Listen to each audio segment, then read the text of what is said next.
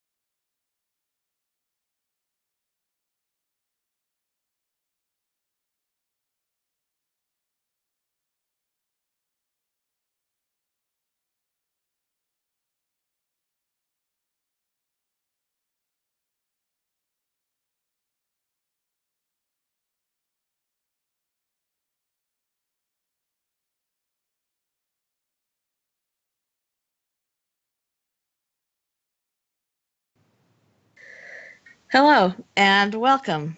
I am Exolite, and this is my podcast. Today, my co host is Rob. Say hello, Rob. Hello, everybody. And of course, we have moderator Maya and producer Jeremy. Our topic today is real hauntings that were made into movies. And we're going to cover several today, several of your favorites. So I think that this is going to be fun. If you have comments, go ahead and leave them in the comment section. If they need to be brought to our attention immediately, Maya will tell Jeremy, and Jeremy will tell us in our ear. So if you hear us talking to nobody, that would be Jeremy. Also, I'd like to say that before we start, we are going to be doing some podcasts on conspiracy theories. We hope to do several in July about 9/11. But up until then, if you have any ideas for conspiracy theory podcasts, please go ahead and leave those in the chat as well. Do you have anything you'd like to say, Rob? No, just looking forward to this one. And I'm obviously looking forward to the 9/11 ones because it's something that really interests me. Yeah, we are going to break those down into at least 4 podcasts because there's just too much information to do in one podcast. We would leave out a lot, and we don't want to leave anything out. We want to really get down into it for you guys. I think it'll be interesting because you're obviously American, and you've got a completely different view of it from me, from the UK. So I can give my point of view from being in the UK, and you can give your point of view from being in America. Yeah, that's what I was talking to Jeremy about too, is that it would be interesting because you really don't have a dog in the race. You know, you saw it from outside of the country, obviously, and we saw it from here. And I think for my generation, that was like the generation of the people who saw JFK being assassinated. It was something that you remember where you were, what you were doing on that day, and probably one of the most historical political events that ever happened in my lifetime so far. So it'll be interesting to see it from the UK's point of view, from my point of view, my son's point of view, and how we, all see it coming together. So, well, if you believe the conspiracy, we saw it before it happened. That's right. That's right. If you believe the conspiracy, you guys were all over it before we were. Okay, so you are going to take the first movie. I certainly am. All right. Okay, guys. The Conjuring 2, or the Enfield Poltergeist. This movie came after Conjuring 1. It was massive over here when it happened. Now, for anybody who doesn't know, and I don't mean to patronize anybody, the word poltergeist is German and it means noisy spirit. So that's what the Enfield noisy spirit. I'll just give you a quick rundown of the family dynamics. Mum was Peggy Hodgson. Janet was 12. She was the poltergeist targeted Janet more than anybody else. She had a sister called Margaret and 2 brothers called John and Billy. So that was a makeup of the family. The media, basically what happened, they were getting disturbances and normal poltergeist activity. They phoned the police. I don't know why they did that, but they phoned the police. The police came in and they witnessed chairs moving on their own, and they witnessed paranormal activity. The police just basically said, "We can't do anything. What do you want us to do?" The policewoman said, "I will. If you want me to be a witness and tell anybody what I saw, I will. But I can't. Obviously, it's not a crime being committed. We can't do anything." Mm-hmm. So then the media got. In fact, that's incorrect. One of the policewomen knew someone who worked for the BBC, and the next thing, the TV and papers were outside her house, and just before they'd moved into this property, she had split up with her husband, and she was struggling a little bit financially. So they sort of talked her in and twisted her arm for them to come in and film and get the story down in her own words, so to speak. And Ed and Lorraine Warren, they heard about this and they came over to the UK from the States and spent a couple of days with the family. and a gentleman called Maurice Gross. I think that's the right pronouncement or whatever of his surname. He was a paranormal investigator based in the UK, and he did lots and lots of work with the family. He wanted it to be real, basically. He didn't want it to be a hoax. He didn't want it to be anything. He really, really wanted it to be real, and he wouldn't accept any other sort of idea. Mm. Haunting was said to have started on August the 30th of 1977. I was 9, by the way, then. Not that that had anything to do with it, but I was 9. Janet told her mum that the beds were moving and wobbling. Mummy did not believe it, so she sent them back to bed and said, "Stop messing," as you would. The next night, Mum heard a loud bang from upstairs. She entered her children's bedroom and saw a chest of drawers. Do you know what a chest of drawers is? Yes. I didn't know. I thought it might just be a UK thing. Well, you know what I mean, Tracy. Not that you don't have chests of drawers, but you might call them something different, like a lorry. Yeah. We call them a chest of drawers. Okay. We call them a dresser. Dresser. It was a big, heavy dresser. And it was rolling around the room. Well, not rolling around the room because it didn't have any wheels, but it was going all around the room. And when Mum tried to stop it and tried to hold on to it, it pulled away from her really quickly and it jammed itself up against the door, trapping them all in the bedroom. And it wouldn't let them out. They did get out eventually. But so when the media got hold of this, and they basically stayed with the family, I think it was for a week, and they witnessed things flying around the room, things levitating. There's a famous picture of Janet levitating in her bedroom, but some people think it looks like she's levitating. Some people think that she's just jumping from one bed to the other. You've got to bear in mind, we're talking about the 70s now. They didn't have the kind of cameras and things that we have now. So basically, it was just a group of photos, one after the other. I think it was 3 or 4. But it looked as though she was jumping. She said that she was levitating. Maurice Gross said she was levitating. But the media believe that she was just jumping from bed to bed. You know, I have no idea either way. So, the movie was pretty good. A lot of the stuff in the movie was real, was accurate, but there was a lot of stuff in the movie that, just from what I've researched, didn't happen. If you've seen the movie, in the bedroom, it's full of crucifixes that people from the neighbourhood had given her. They all turned upside down, so they were facing down. That never happened. That did not happen. That was just Hollywood and the poetic license that they had. There was even, excuse me. So let's look at poltergeist.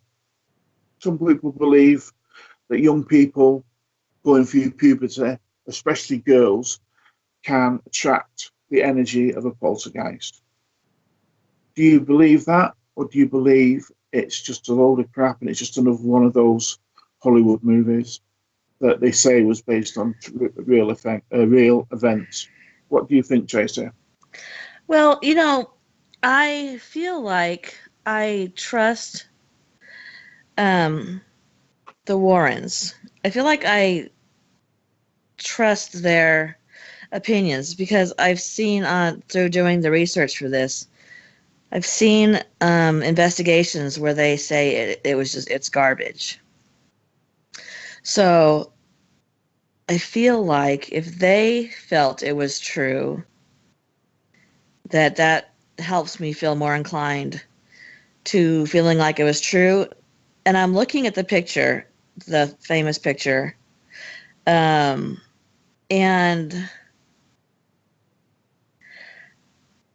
I can't tell if I think that's real or not. I know that's the problem. If you're looking at her brother and sister to see their reaction, it doesn't really look like they're afraid of what's happening. Exactly. So I wondered if you were going to say that and come to that conclusion. I wanted you to, because I felt the same. yeah, and the fact that she has her legs drawn up, I feel like if you were really being pulled up, if you really were, you wouldn't draw your legs up. You would keep your legs down, because if you're going to land, right, which one would assume you're going to land. If you were going to land, you wouldn't want your legs pulled up, the ways that hers were. I don't.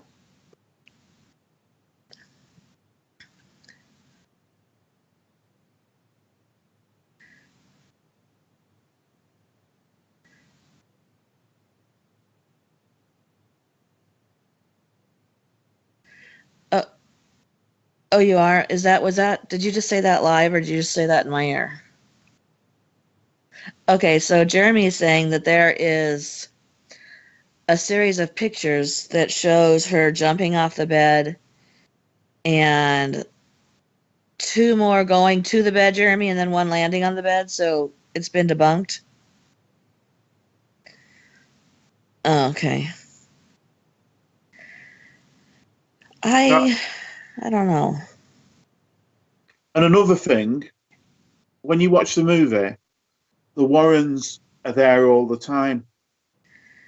Yeah. When you research the actual incident, the Warrens they did have a lot to do with it, but they didn't stay. They stayed about 2.5, 3 days. Excuse me. And that's it. In the film, they go and come back, and he does loads of repairs around the house and helps them. None of that is true. I think that's the problem with these movies. They have to sell it to people, don't they? So they'll go to the cinema to watch it. Right. So it gives them, so much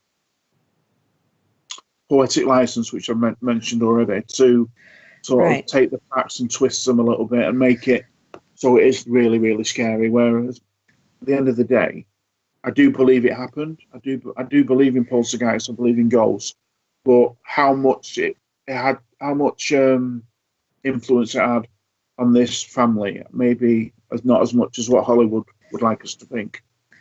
Right. And Jeremy, I'm seeing that GIF right now. And even on that, I can't tell for sure. If it does look like a child who's jumping and pulling their legs up. The Warrens, Lorraine Warren was a Medium. oh, yeah, but she, on the Conjuring 1, she was a consultant on that, and she told them that she would not allow them to make anything up or use anything that didn't actually happen. Wow, didn't know that. Yeah, so when I talk about that, we'll get into that. But that's why I feel like I trust the Warrens' opinion. And maybe when they were there, they saw things happening. But if you said the mom was low on money, she was separated from her husband, could it have been that things were happening, but then she also played into it so that she could make money? Yeah. Which takes away from the fact that things could have really been happening.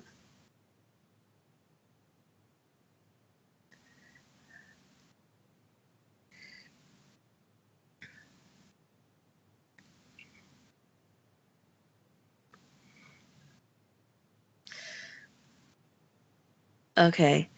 There's a paratheory. This is what Jory is saying. Sorry, guys, I didn't tell you that Jeremy just spoke in my ear. That Jory is saying that there's a paratheory that children going through puberty, particularly girls, tap into subconscious abilities that produce poltergeist activity. You know, I almost feel like that's really sexist. Like, I mean, like, they're going through puberty. That's some crazy shit right there. You know, I mean, I don't know. I mean, guys go through puberty too. Why isn't that attracted by them? I'm just saying, it's not only girls who have a couple of crazy moments going through puberty. We wanted equal rights. Yeah. Oh my God. Is that the feminist coming out in you? It's no, I think it's just the common sense coming out in me that it seems weird to say that. I mean, that girls going through puberty attract, you know, poltergeist. In most Why? cases, girls. No, it says, like, I mean, I actually mentioned it about puberty. It's in most cases, it's girls. Sometimes maybe it's because girls are more mature when they're going through puberty than boys are. Well, maybe. I don't know. I don't know. Anyway, do you have anything else you want to add to this, Rob? I think it's just better be quiet. I don't just not say anything. No, I bet that's something. I'm just going to say, I bet that's something that's been, you know, the hysterical. That was always put on women when they were going through their time of the month. They were in their hysteria and hysterical, and they'd have to go to the doctor for being hysterical. I just think it's one of those things that's been passed down through history that, oh, you know, women, that time of the month. And Yeah. poltergeist. It can't be that they're just grouchy and in pain. It's got to be poltergeist. How else do you explain it? I don't know. All that craving of chocolate and salt. I don't know. Moving right along. Yeah, I think that's a leftover historical thing. Yeah. That's my opinion. I don't claim to be a parapsychologist nor a poltergeist. Whatever sort I'm looking for. Professional. So, I don't know. It didn't happen to me. Well, who knows? My parents might have a different idea about that.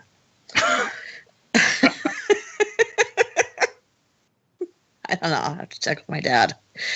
Okay. So, what I'm going to do is I'm going to talk about my favorite scary movie. And you know, I don't like scary movies. This is strange to people. I don't watch scary movies. I just don't. I can write about scary stuff all day long, but I don't like to watch scary things. I don't like haunted houses. I can't go to a haunted house. I can't have somebody get in my face or get that close to me and be expected to keep my hands down. So, this one, however, I have seen scary movies. I have seen all the Conjurings, but to me, those aren't really scary movies. And I don't like blood and gore kind of movies like that. I don't like that. I like a psychologically scary movie. And The Entity Case was the first movie that I'd ever seen, and it came out sometime. It's an older movie. Most people have probably never heard of it. But if you go on YouTube, there's a documentary about Doris Bither, Bither, and all kinds of videos about the backstory to the entity haunting and about Doris Bither. So if you've never seen The Entity, I suggest you go look up some of this information. Go ahead and watch the documentary because it scared the daylights out of me. She was supposed to have been assaulted by a group of 4 different entities. It was investigated by Dr. Barry Taff. And for those of you who watched Zach Bagans' Demon House documentary, you will recognize the name Dr. Barry Taff because he was a starring factor in the Demon House documentary. He ended up being in the hospital. He experienced some terrible stuff in the Demon House.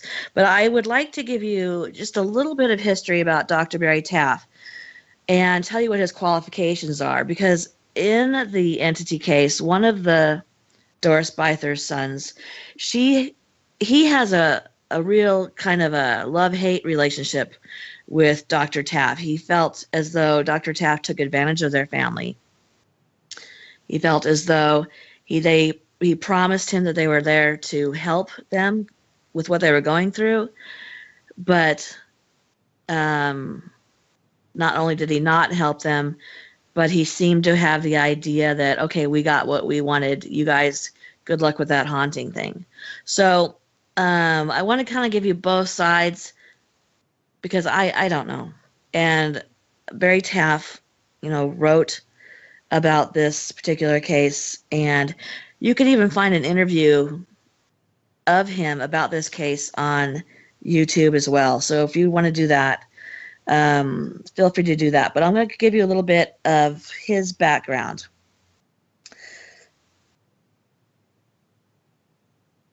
I might have to let my page load up. Okay, so he holds a doctorate in psychopsychology with a minor in biomedical engineering. He's a world-renowned parapsychologist. He worked in UCLA's parapsychology laboratory, which I find fascinating that they even had one of those. And he did that for 9 years. He's investigated 4,500 cases of ghosts, at least that many. He, of course, gained a lot of attention for the entity case. He's been the consultant for many, many TV shows, many, many movies, right down to Friday the 13th. And he was in the movie The Haunting in Connecticut. He has done a lot of the Sci-Fi Channel's hauntings shows and been a behind-the-scenes consultant on those. He's very well-known, very trusted. So we know that. Now we're going to go into the entity and what Doris Byther's son says happened in this case, and a couple of things that Dr. Taff and him disagree on. So in 1974, Doris Byther moved into a house in Culver City, California. She was divorced. She'd been divorced. She had 4 children, and she had 4 husbands, and each one of these children is by a different husband. She had 3 boys and 1 girl. And when she moved into this Culver City house is when she started experiencing this poltergeist activity. Doris Byther came from a pretty well-to-do family, but her parents were both alcoholics. Doris Byther became an alcoholic. There was abuse in her home, possibly some mental illness. She was kicked out of her house, and her parents and a set of an aunt and an uncle both disowned her and removed her from their wills. So there was a lot of trauma and emotional trauma in her life, which Dr. Taft thinks played a part in what happened to her. So what her sons claim and what she claimed was that she was being beaten and raped by these beings. Now, Dr. Taft says there was only 3 beings, but her son Brian says there was 4. And the 4th one, who they called Mr. Who's It, was his grandfather. What? And yeah, and when asked why he thought it was the grandfather, he said it was because this entity not only looked like his grandfather, but told him, "I'm your grandfather." But he wasn't involved in the raping of her. As far as the spectral rape goes, this isn't the first case that somebody has claimed that.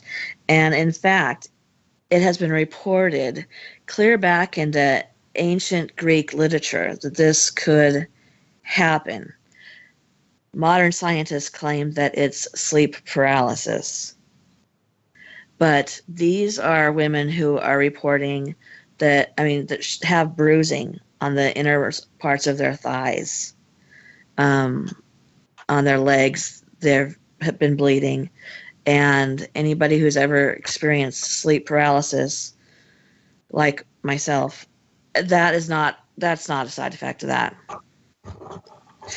And honestly, this case is what has always made me, and the fact that I have, like night terrors, sleep paralysis, and have had experiences with things in my home. This case has always been the case that has made me be like, please don't push me into Doris Birther territory.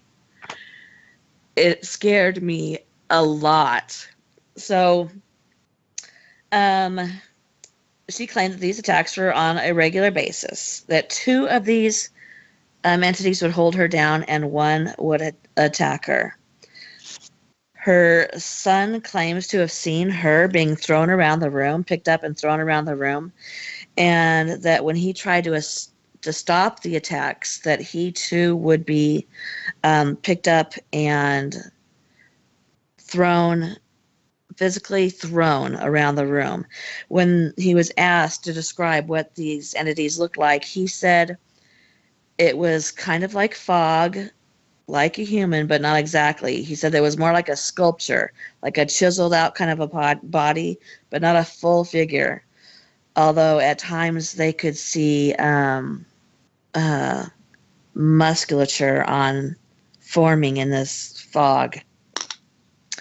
Dr. Taft described these 3 entities as looking as though they were Asian. And Brian's response to that was, and I'm quoting him, "It's funny, the whole incident about them being Asian, that's not true. I don't know where Taft got that idea from. They did not have Asian features. They did not look Asian." So, again, I don't know why Dr. Taft would say that, or why Brian would deny it. I don't know. So after the spectral rape started to become a normal thing in their household, a group of paranormal investigators were called to see if they could figure out what was going on. And this was a group of about 30 people. And they would set up cameras to catch anything that was happening while they were in the house. And according to later reports, Doris would start. They wanted her to call them out so they could videotape what was happening to her. So she would go into a frenzy, start swearing at them, taunt them, "Come at me, come get me," while the investigators not only watched in the room, but would begin cheering her on. Oh. Yeah. Allegedly, light orbs would start to manifest in the room. and then a green mist would snake out from corners of the room. Investigators claimed that the mist would form into a human torso and a series of muscles, so like her son described. But the thing is that after they filmed and what they thought was this very clear entity, they processed the film back in the days when you had to do that, and what they got was only what they called a free arc. And Jeremy, are you going to put that picture up? Okay, it's a massive arc of light that's going over her, but they didn't catch the figure. They didn't catch the orbs, and all 30 of them, plus Doris and her child, claimed to have seen this figure, but they didn't catch it on film. Brian said that seeing these entities, which were like shadow people, seeing them was so common to them that they would ignore it. They'd see one, they would just write it off, unless they started attacking their mother. But according to him, and this is a quote, they were annoying. That the kids would be watching television, and these things would walk by like nothing. They were so used to seeing the poltergeist that we just got to the point where we didn't even care. And that, to me, and possibly to you, Rob, Yeah. that is particularly frightening, because that is how we handle seeing shadow figures, right? We're like, yeah, they're there, moving on. And it escalated to such a massive degree. Brian Harris is quoted as saying that the whole rape thing was real. My mom was right next door to my room. I would hear the attacks happening, things being thrown around, her screaming. Then she would come out of the bedroom and have all these bruises on her legs, her inner thighs, just like they showed in the movies. There were times when we would see it happen in front of us. It was like if a man was standing in front of my mother and would start to beat her. Imagine a woman being beaten. You could see her being picked up and thrown around. You could hear the sounds of the slaps, but there was no one actually doing it. We all felt it too, the pulling, the biting, the scratching. We were all attacked. When he was asked how as a child that he dealt with these visions and the investigators, Brian says that it was hell. He said that there I was, barely out of elementary school, trying to carry on and ignore it all. And there was so much commotion going on between Barry's team of 30 people or so, crammed into a very small, and I mean small room, cheering and yelling at this thing. And I'd be in the next room trying to watch television. And he said that he was really angry about some of the things that Taft wrote and suggested, and about the way the family was treated and portrayed. He resented that the team was supposed to be there to help them and to get rid of this thing so they could live a normal life, and they didn't. They would go and spend the time there trying to get, this entity on camera, spend the time there watching, Doris be attacked, and then they would leave. And like I said, he said, his feeling was they would say, okay, we got what we wanted. Good luck with the haunting. Brian, in an interview, Brian said that the investigation lasted for about 2 or 3 months, but it wasn't like Barry was there every day. So for him to say that this could have been some sort of telekinetic thing that my mother was creating is all bullshit. She didn't want to have this happen. But then he concedes it is a possibility but it's not like he knew what we were really going through. He was not like the Uncle Bob character he portrayed himself to be, over there every day, helping to take care of the children, helping to take care of the mom. His impression was that Barry really didn't want to get to know the family very well. He was only there, they were there for 3 months, but Barry would only show up like every Thursday or so, something like once a week for a couple of hours, just to see what everybody else was getting on tape and everything. He said that when the team showed up, he hated it because they knew that when the team left, after they got it so riled up by, screaming at it and cheering it on and stuff, that when the team left, they had to deal with what happened afterwards. And when asked what he meant by that, he said it was like the house would come alive and they would be thrown against the walls. Pots and pans would fly through the air and hit them. He felt like what happened was they were being punished for the spectacle they were making and how they were mocking whatever this thing was. Dr. Taff wrote that Doris was always drunk and how that could have contributed to what happened to her, which I'm not sure. I'm not sure what that even means. Unless, yeah, unless he's saying that, like, maybe she wasn't, like, her defenses were down or something, you know what I mean? But otherwise, I don't understand how being drunk would bring it on. But Brian said that she did drink. He said she had to drink to get through what was happening to her, and that if Brian could talk to Barry Taff, he has a lot of things that he would like to say to clear up the misconceptions that he wrote about his mother. As far as the psychokinetic theory, Brian Harris does say that their home was unstable, that there was a lot of fighting going on in the house. His older brother was mean and abusive to them. There was a lot of tension. The mother did have a boyfriend in there for a while, and he was abusive verbally, at least, and he did leave after the assault started happening, but it didn't get any better. But he does allow for the fact that there was a lot of violence, there was a lot of upheaval in the house, and that could have been what allowed this to fester in his house, open a door, sort of, I guess, to an entity.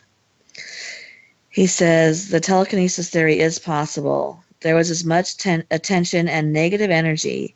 You have to remember that it could have been amplified by Barry's team as well, because at times there were 20 to 30 people in a room yelling at this thing to come out, with the cameras, the lights, and all of that energy combined with the tension in the house already could have contributed to the problem. Barry Taff also reported that Brian's older brother listened to satanic worship music, and that he thought that could be responsible for what was happening. Brian's response to that was they didn't listen to satanic music, they listened to Black Sabbath and Uriah Heep. Now, of course, everybody in the 70s who, wasn't a teenager or whatever, Black Sabbath, they were called satanic music. They kind of thrived on that reputation. It wasn't satanic music. But he said that Uriah Heep had an album which is called Demons and Wizards, and that there was a song in there that discussed good versus evil, and it was basically about evil losing to good, and that particular song did seem to have an effect and stir up energy in the house. Let's see. Later, as Doris moved, she experienced less and less poltergeist activity until she got to the point where she wasn't experiencing any. Although at one point she did call Barry Taff and say that she thought one of the entities had gotten her pregnant, and I think there was a suggestion there that she might have had some mental illness. Which, I mean, if you were experiencing that, I suppose it could cause some. Yes, she died in 1995 from a heart attack. Her and her children were not close. And she refused to even talk about the experiences later in her life, which I mean, I can totally, I mean, wouldn't you? Yeah. You know, being afraid to. But it seems like a lot of what happened in that movie. Of course, there was some poetic license taken. In the movie, they moved they did a replica of their whole house and put it into the UCLA study area and tried to catch the poltergeist, which there's no mention of that ever happening. But it seems as though, according to, Barry Taff and her son, that it was true what happened. It's just, can I ask you a question? Because I think I know the answer, but do you know you were saying that the paranormal investigators were there? Mm-hmm. And they were cheering? Yeah. Who for? For the entity? Yeah. Oh. Yeah. I mean, what? I don't understand. I don't understand, and I don't particularly understand knowing the kind of experience that Barry Taff had. Obviously, knowing that these things were violent, clearly being in a house where this was above and beyond violent, that they would be cheering for the entity is particularly confusing to me. Disturbing, I think, would be a good word to use there. Let's say they were only there to prove paranormal the paranormal activity there is paranormal activity, and they weren't there to help the family in any way, shape, or form. They were just in the way, basically. They just wanted to prove that this poltergeist or this entity was real. The family didn't matter. No, it feels like they used them. Yeah. Yeah, so they could study them. According to the movie, I believe that the people who went with him were his students. Yeah. So I think that, and if that was true, then, because I don't think in general somebody has a 30 crew, especially back then. I mean, now I'm sure that Zach Bagans goes out with more than 30 people, but you know what I mean? Back then, I think that they were his students, considering that he did, work in the UCLA department. So, yeah, I think that they just used them. There was an opportunity to get some evidence to prove whatever their, ideas were, and that's why they would cheer it on, and it's just gross, really. Yeah, it's very sickening to use stomach. Yeah. Because presumably they were watching her as well. She was under some kind of surveillance. Yeah. I mean, would you watch a woman in the street get attacked? I know. Raped? Would you not step in and try and stop it, or do something to stop it?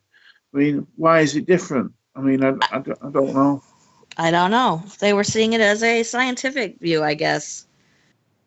It's almost like, if you were seeing something like that happen in the wild between animals, and you were there for scientific reasons, you wouldn't step in, right? No, It's almost yeah. like they were seeing him from that kind of a scientific, we're really removed, we're just scientists. We're here to view you in the wild. So what do you Wow. think of this Barry Tapp then? Do you think... You know, I am confused about Barry Tapp right now. I don't know.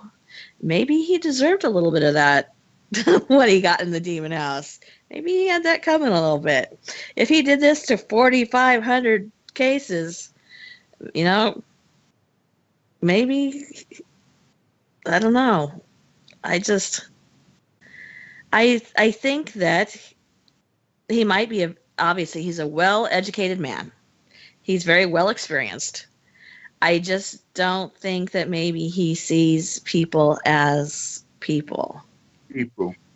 Yeah, more as test subjects. So, you know, I don't know. Whatever you think of that, I don't know. You know, if he's seeing them from a scientific view, maybe he's a hero and he can have all this information that can try and prove that these things are real.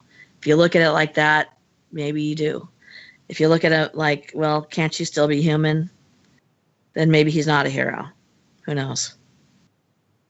I think the paranormal has a tendency to turn around and bite you if you take it for granted or take advantage of it. I think that you have to be really, really careful.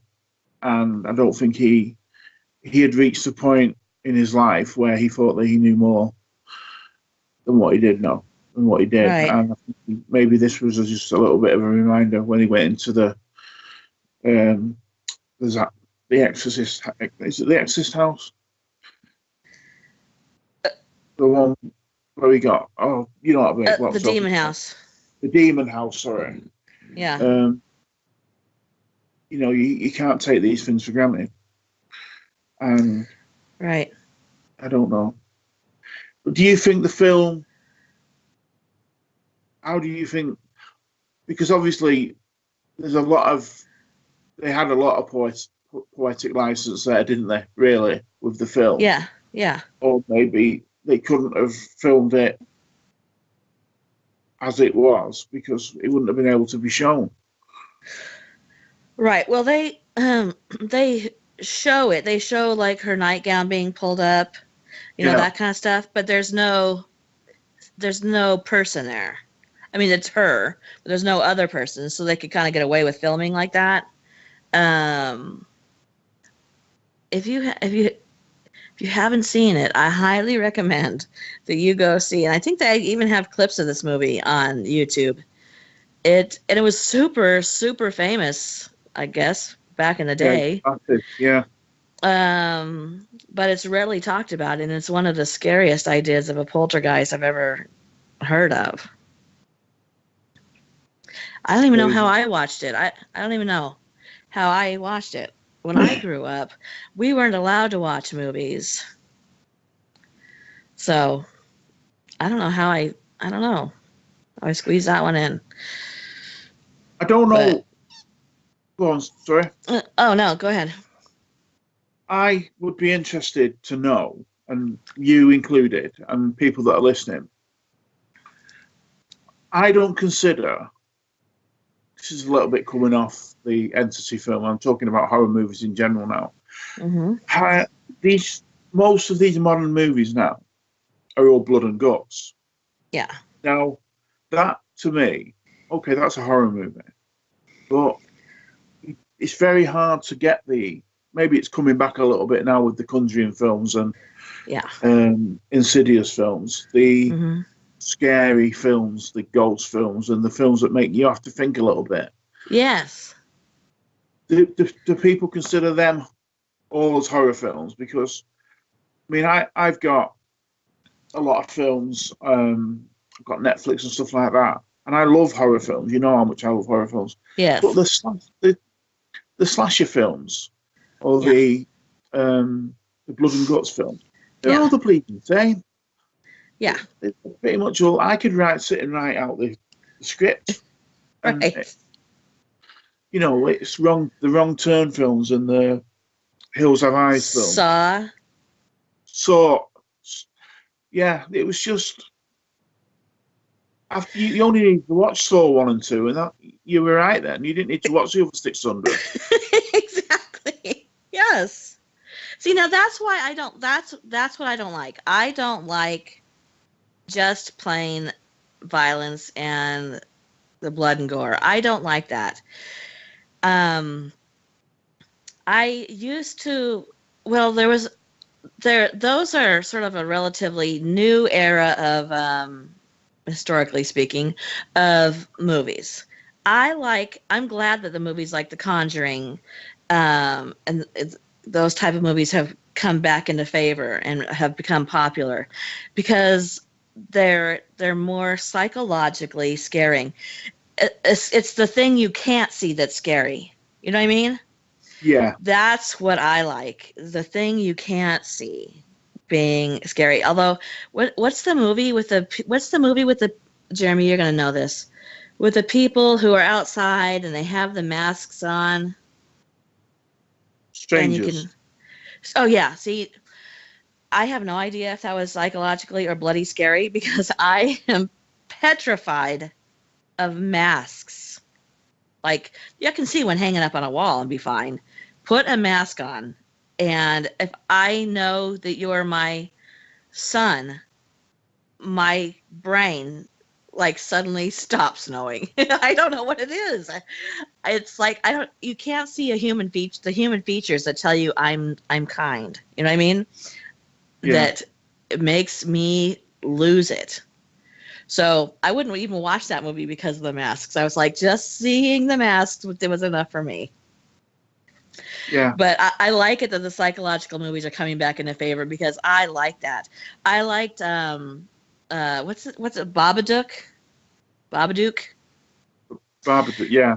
because it was psychological. I didn't like the end of it, but the movie was psychologically, to hear the 3 pounds, boom, and it's coming, boom, that kind of stuff. I love that. But I don't want to see somebody have to chew their own arm off in a Saw movie. You know what I mean? Yeah. No, thank you. That's not for me. And Can I just ask people that are listening, and for you as well, and everybody, does anybody think that the Blair Witch, the old one and the new one, were any good? Because I have tried so many times to watch that film, and every time I fall asleep, it's crap. Okay. Well, you can ask them. I'll tell you how I felt about the Blair Witch. I haven't watched the new one. I stood in line to watch the Blair Witch Project, and it was a line clear around the movie theater. And when it came out, it really went hard on their internet advertising of it, and they went real hard on showing that it was a real event. It really happened. So when you would go to the Blair Witch Project's website, there was nothing on there that said it wasn't real, which is why people went, because at the time it was the first of its kind, which was really smart, to use the internet in such a way to trick people into thinking that this was really lost footage. And the idea of that was like, oh shit. Right, Jeremy. So Jeremy said that was one of the first ARGs. That's right.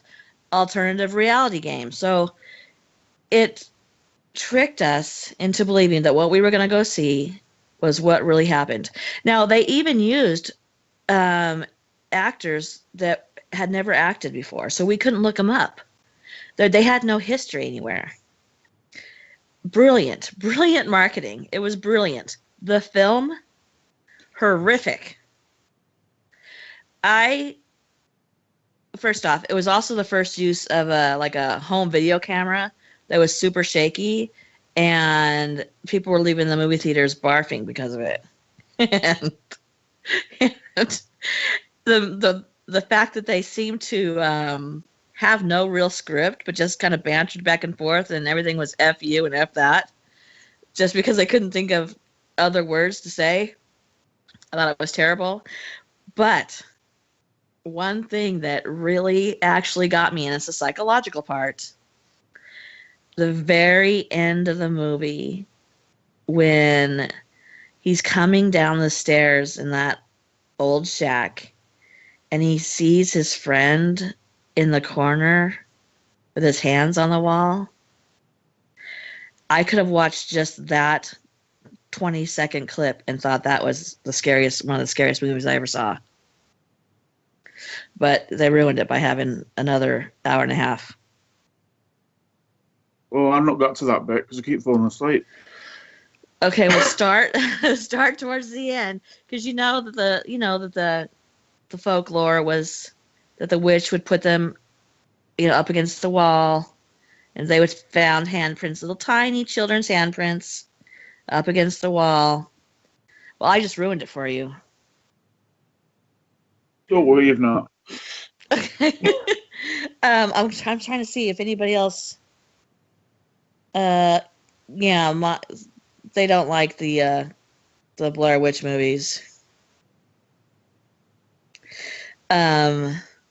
Mad Meerkat says, "Remember the good old Hammer horror movies?" Yeah. Oh, brilliant. Yeah. Brilliant. My mum and dad used to go out and they used to be on. Yeah. Ask him, does he remember? Oh, I can ask him. Yes. One of the films was called The Ghoul. The Ghoul. And I've been trying to get this movie for years. It scared the absolute shit out of me. Oh, maybe I was only 10, but I mean, I really, really would like to get this film again, and I can't find it. Probably wouldn't be scary now, but yeah, I love the Hammer House of Horror. Huh. I liked even the first like the Friday the 13th. The first ones of those were psychologically scary. And then they started getting bloody. Yeah. Okay. You want to talk about your next movie? Certainly do. Okay. In my opinion, scariest horror movie ever made. Even today, and it was 40 years ago when it was released. The Exorcist. Everybody. Oh, hold on a second, Rob. Yeah. Mad Meerkat says, I watched it about a month ago on YouTube. Are you kidding? I'll have to check that out after. Tell him thank you. Thank you. Yeah, you can tell him.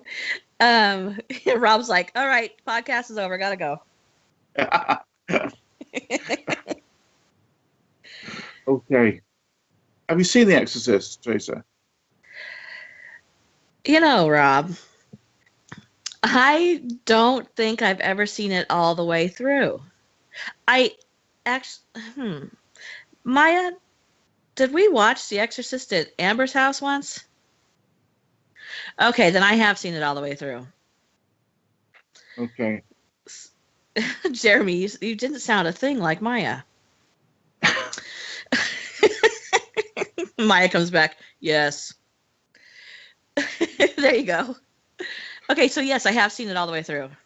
Do you like it? I thought it was, yeah, I did. I thought it was good. I thought that it had to have been, I was way too young to have watched it.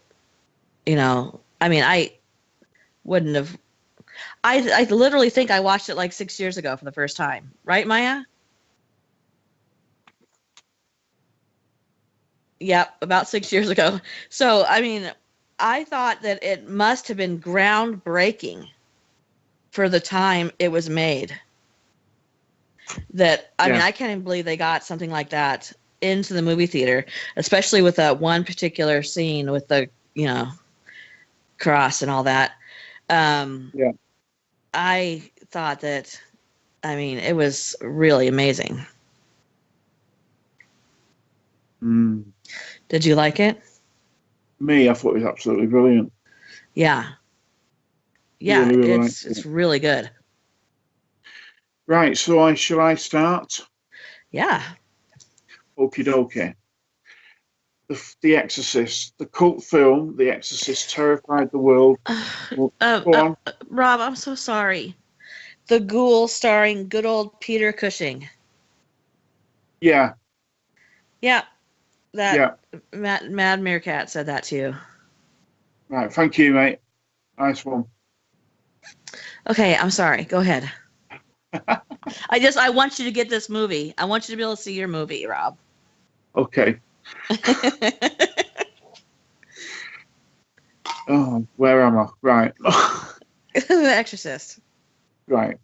The movie in 1973 was about a 12-year-old girl who was possessed by the devil or demons. William Peter Blatty was the guy who wrote the book in 1949. He was sat reading the Washington Post, which I presume is a daily newspaper in America, Yes. when he saw an article about Maryland. Is that right? Maryland? Maryland. Maryland or whatever. Whatever Tracy said, that bit. Maryland. Boy named Roland Doe. He was given that name to protect his identity. The story grabbed his attention so much that he went on to write the cult movie we all know and love. But what really happened to Roland? It began when the 13-year-old boy, he was quite a shy and bookish boy, he wasn't very outgoing. He was born to a German-American Protestant family. Roland's aunt died, and he started hearing scratching sounds in the cellar and the basement. And if you remember the movie, that's how the movie started. She was playing with a Ouija board. There was rumours that Roland was playing with a Ouija board with his gran before she died. Sorry, with his aunt before she died. Just one second.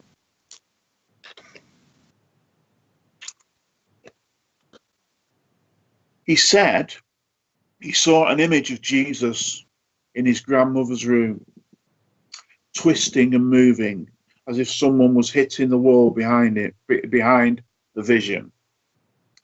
At first, the family thought it was mice or rats, so they called in pest control.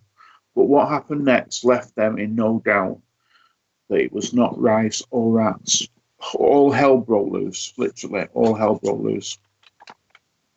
Roland's mattress moved violently in the middle of the night.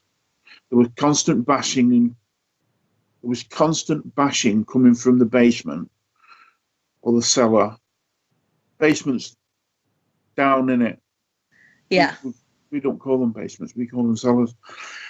And there was a smell of excrement flooded everything through the whole house, which would, 1 minute it would be there, and the next minute it would be gone. It was supposed to have been absolutely horrible. And it was not just the family seeing this. For these occurrences started happening at school as well. He was sat in school one day, according to the reports, and his chair and his desk flew out from the front of him, and his chair lifted off the floor and threw him backwards and banged him into the wall. So the school expelled him. Wait, the school kicked him out for that? Yeah, which sounds a bit harsh to me, but maybe schools were different in them days. So anyway, he was trying to do, being homeschooled. And if you remember in the movie, Reagan, she was being homeschooled as well. Right. So I don't know the two are linked. There's a lot of crossover with this case between the movie and actual events. Obviously, Reagan is a girl in The Exorcist, and this little boy, obviously the real life one is a boy. I suppose they had to do that though. Yeah. They called a priest in, and the priest entered the house. he went into the room where the little boy was, into his bedroom,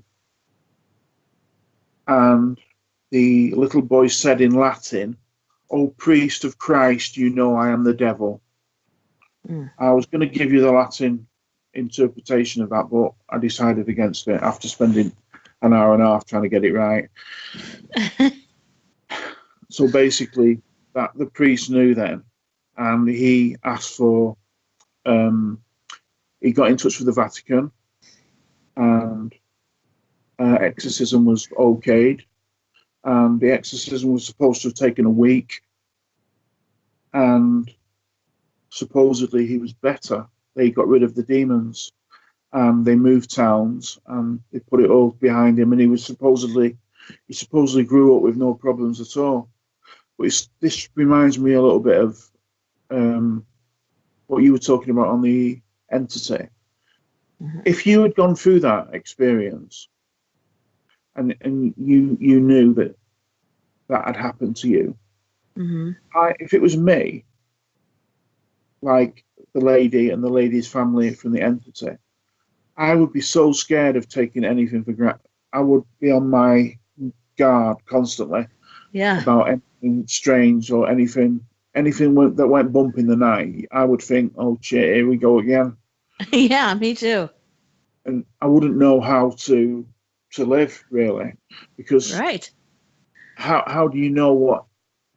I mean, I hear bangs and bumps all night, Right. and you put them, it's just something. But can you imagine going through that experience and have to have an exorcism to get rid of a demon that was living inside you? How could you take that for granted? How could you say, well, it's nothing? I don't know. It's crazy. So what do you believe about the movie? Do you believe it could be possible, The Exorcist? Could this little boy have actually been possessed?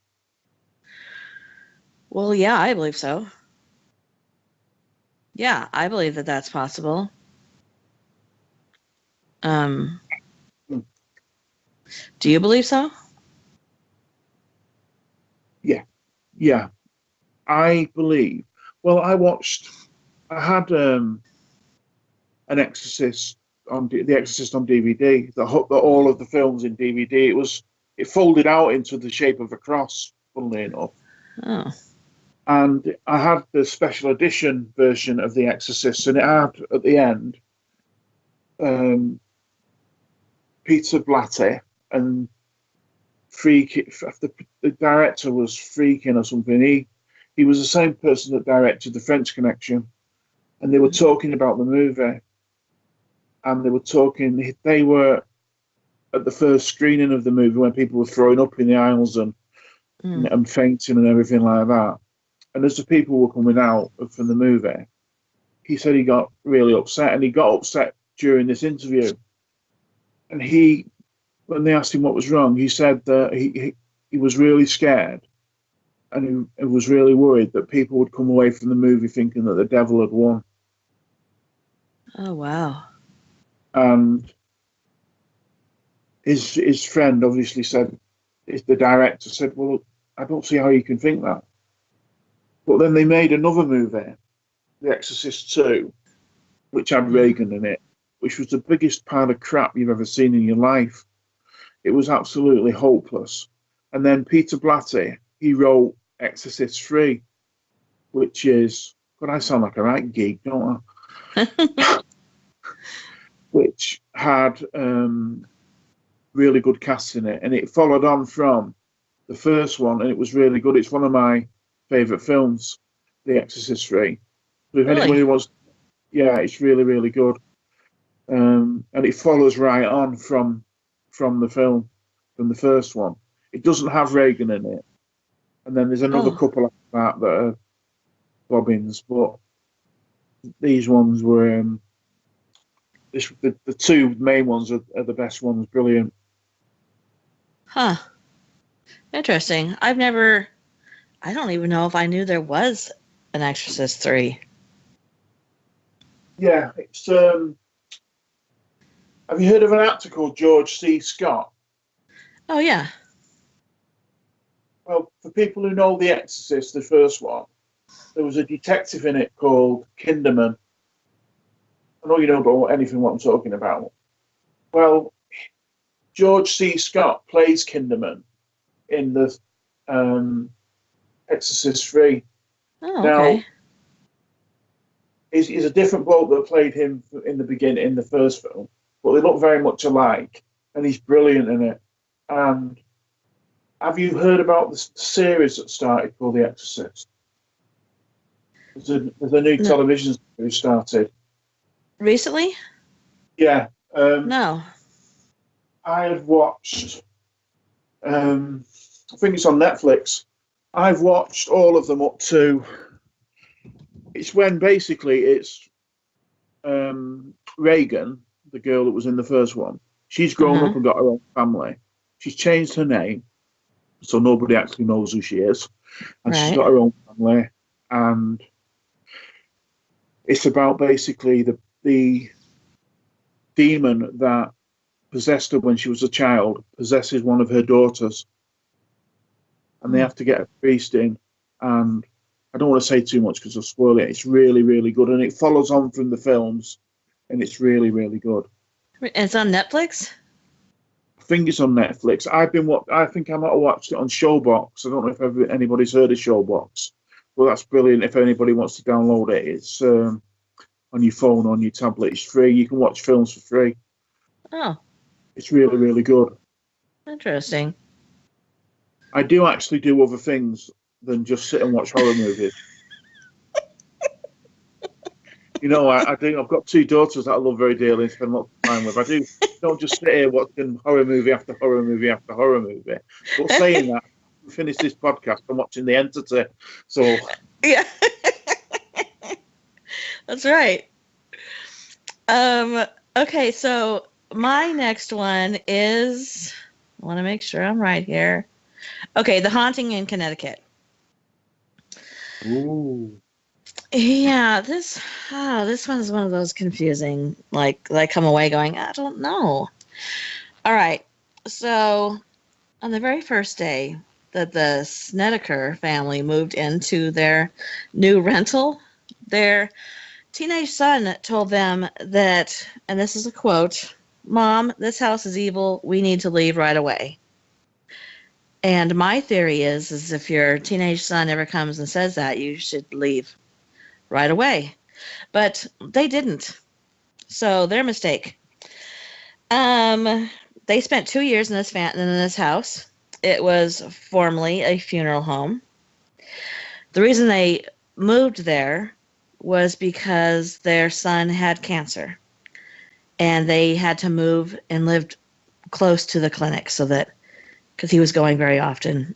They found in the basement, they found embalming fluids, they found tools that would be used to sew up bodies and whatever they do in a morgue. They found toe tags and head tags. I didn't know there were head tags. I learned something.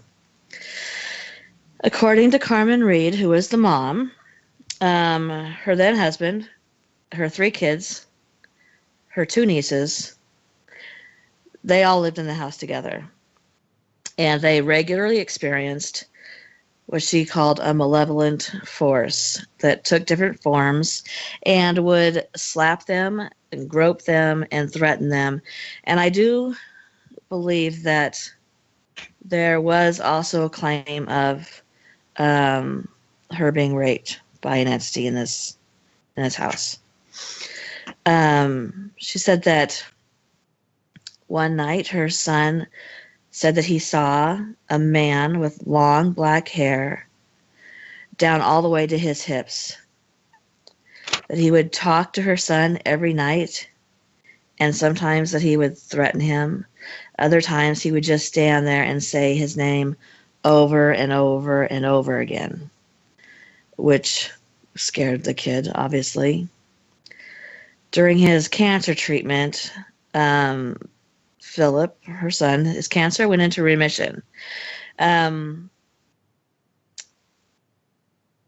he grew up.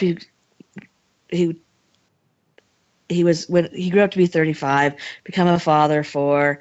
He was a trucker, but when he started claiming that someone or something was trying to communicate with him when he was younger, the doctors diagnosed him with schizophrenia. Although Carmen asked his oncologist if any medications that they were giving him would cause hallucinations or delusions, anything that could be an excuse for what was happening. And he said that there was nothing. There was no excuse medical-wise that he would be seeing these things. And of course he was diagnosed with schizophrenia, which, by the way, is why a lot of people won't report if they see things. Because a doctor will look at you scientifically and say, you're hearing voices, you see a man standing in your room who's talking to you, you must be schizophrenic. Carmen's son became very violent. He would play jokes on the other kids. He once locked his brother into a chest and then, quote unquote, forgot him. And then later on, he claimed that he didn't remember that it had even happened. She eventually had to send this son to go live somewhere else. And when she did, Philip stopped hearing any voices or seeing any figures. So perhaps not schizophrenia after all. When Philip was gone, the malevolent forces turned their attention to the other family members.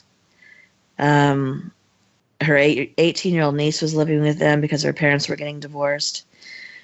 And Carmen had suggested that they come live with her. One night, the niece started yelling out to Carmen, and she said, it's coming, can you feel it? And Carmen gave her a hug and felt something on her back, kind of pushed her back and turned her around, and she saw the impression of a hand moving underneath her nightshirt. Yeah.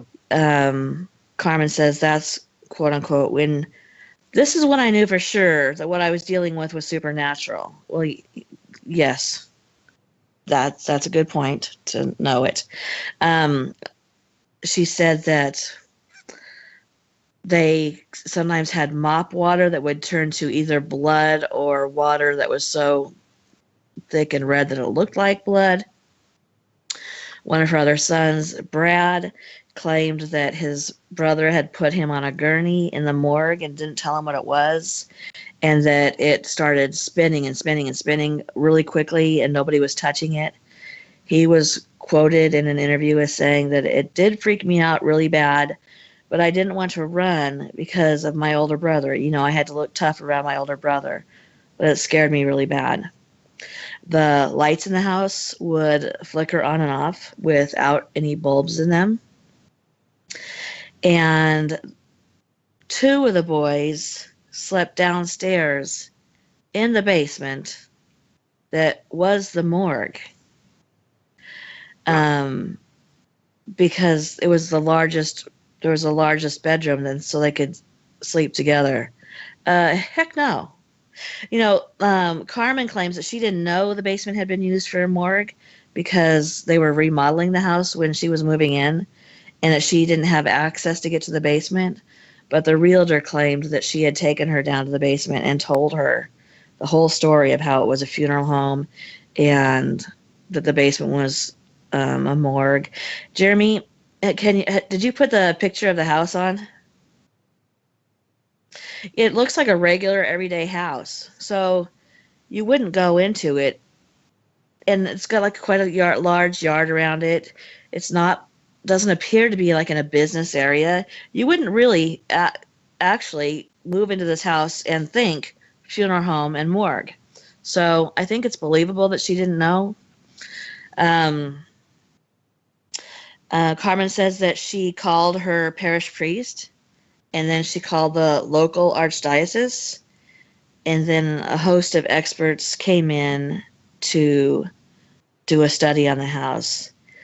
One of the experts, his name was John Zaffis, he said, compared to that house, the Wow. other cases I have been involved in with it were like dealing with Casper the Friendly Ghost.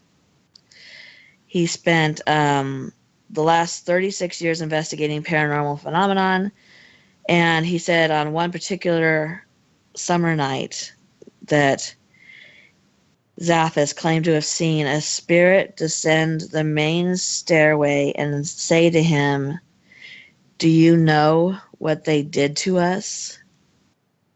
And he said all he wanted to do was get his car keys and get the hell out of the house. And that was an interview that he did for People magazine. So, according to Carmen and Zaffis, two priests came to do an exorcism, but they were too frightened and they left. A third one came, and they won't name who it was. And they were finally able to get rid of whatever was in the house after a 3-hour exorcism.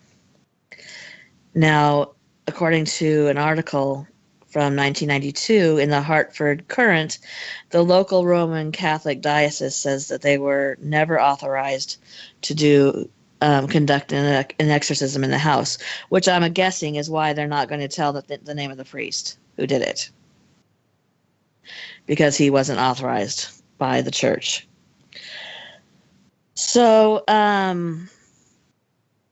Philip's cancer had gone into remission, but it did come back, and after he had a family and everything, and he died in August of 2012.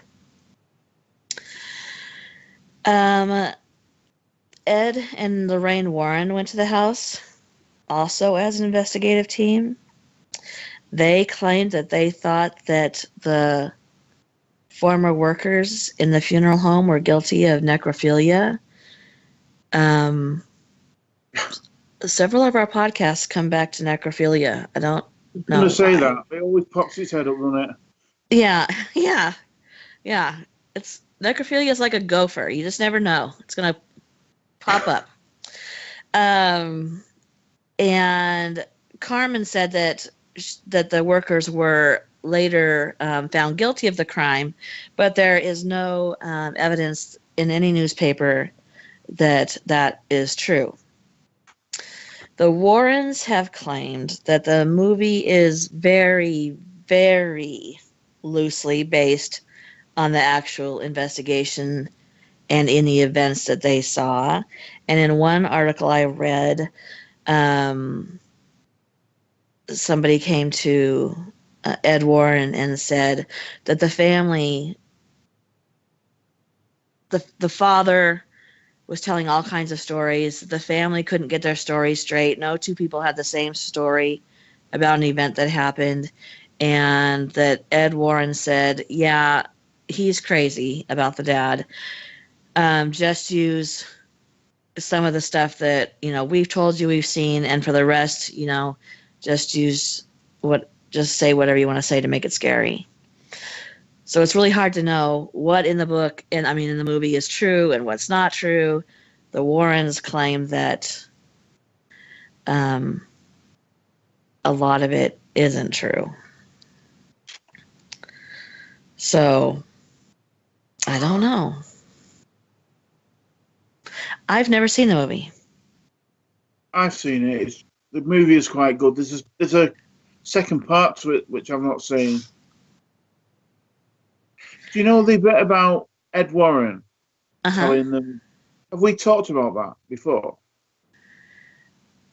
Telling them to just add what they want? Yeah. I've just got a really weird feeling that we've talked about that. What? I don't remember that. We talked about, I don't know, we did talk about Barry Taff. But anyway, I don't know. Yeah, and here's the thing, though, and I was talking, I don't know, I think it was to Maya last night about Ed Warren calling the father crazy. You know, I think there are certain words that you don't use, especially if you're the Warrens, in regards to, no, Ed Warren has passed away. Lorraine Lauren is retired, but she's still alive. But I'm talking about back then. There are certain words that you don't use about people who are claiming to have had experiences with the paranormal, and I think crazy would be one of them. Yeah.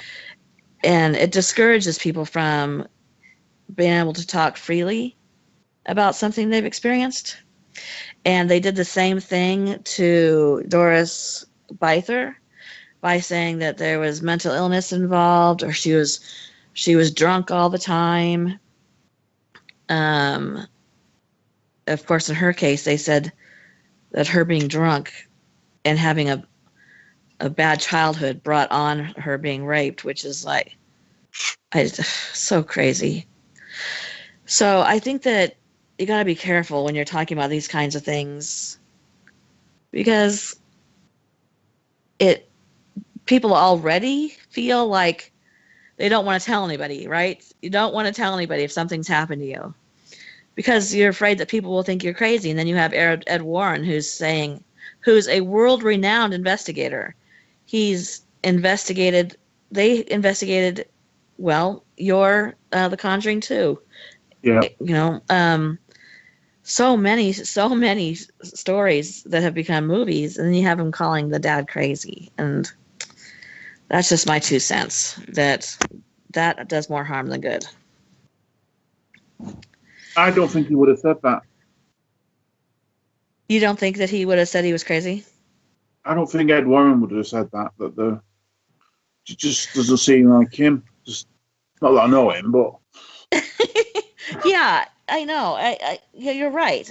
But whoever in the story suggested that he did, it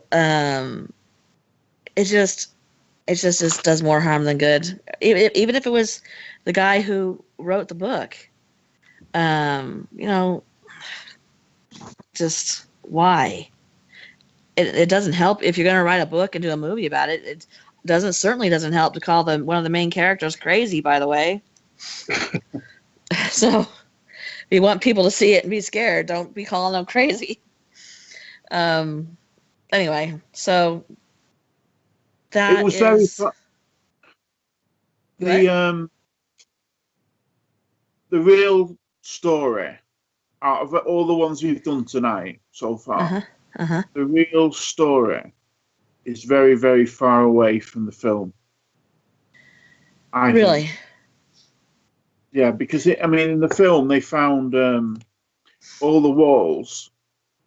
They basically, the boy that had cancer, he found a little box, like a little tea box type thing, and inside it had loads of photographs of dead bodies. And yeah, they did say that they found some pictures. Yeah. This is the thing. Here's the things that the Warren said didn't happen. They did find some pictures that had a couple of dead bodies, but mostly it was pictures of the stuff they would use in a mortuary. The Warren said apparently the boy scratched the walls and they turned red or something. Did that happen in the movie, that the boy scratched the walls or the walls scratched? No, but basically, when the funeral parlor was open and it was being used as a funeral parlor, they were basically undertakers, and they were they used to have seances. Now, they believed that if you cut the eyelids off corpses, and you buried them in the walls, and you kept their eyelids,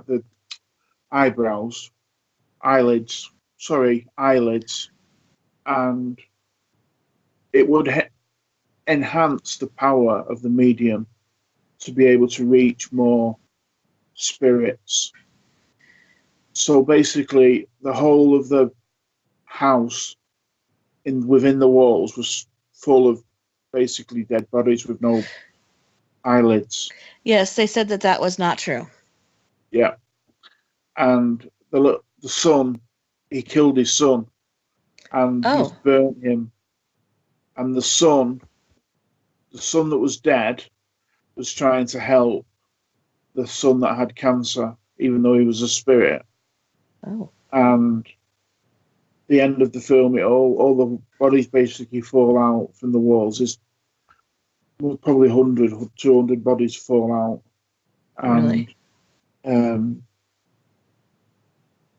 that's where the film ends. But they had did they have like a nanny as well with them? No, they had the nieces. Right, because there was an older girl there Yes. who the film, and I thought she was a nanny, but obviously she was related. But because he wasn't living with them, the husband, because they needed to find, like you said in your piece, that they needed to find somewhere nearer to the hospital. So Right. they came across this house, and the rent was really cheap. Yeah. And the husband stayed back wherever they were from to carry on. He had a building business or construction business or something, and Mm-hmm. he would have to stay there to make money really. Mm-hmm. And he only used to stay there very, very infrequently, and just so he didn't really have much to do with it. Hmm. But there's a lot from what you said. A lot of it was very different from the actual movie. Well, then I guess they took the advice of Ed Warren and took free reign, artistic liberty. Yeah, but it's That's too surprising how bad. many. It's surprising how many of these cases the Warrens actually were involved in. I think it's possible that Joy and I are going to do a podcast next week about the Warrens, because not only were they involved in cases, but now their son-in-law and their nephew both have carried on this tradition, and one of them, the son-in-law, no, the nephew has a TV show on TV. Jory, can you tell me what the name of that is? It's something about haunted objects. Is that right, Jory? Anyway, I think it's called Haunted Objects. And he'll go into a house and see if there's a haunted object. And he has a Not museum. What? the haunted collector. Maybe that's it. That's got Zaffis in it. John Zaffis in it. Oh, does it? Yeah. Oh, well, that's a coincidence. Um, and maybe it's the haunted collector. Yes. And is Zaffis the Warrens' nephew, Jory?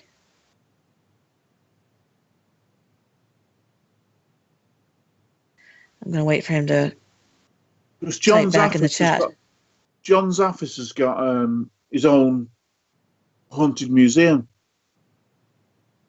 like the Warrens have. Like Yes, he has a haunted museum. Yes, and so does their son-in-law. As a matter of fact, their son-in-law apparently, and you might have seen this episode. Their son-in-law took the doll Annabelle to Zach Bagans' museum, and they took Annabelle out of her case. And Zach, then this is from Jory and Yeah. my youngest son Josh, who watched this, and Zach touched Annabelle. Yeah. And the son-in-law got very upset about that. Yeah. So that's the son-in-law, and then Haunted Collector is the Warrens' nephew. Well, it's a small world. Yeah, really, it is.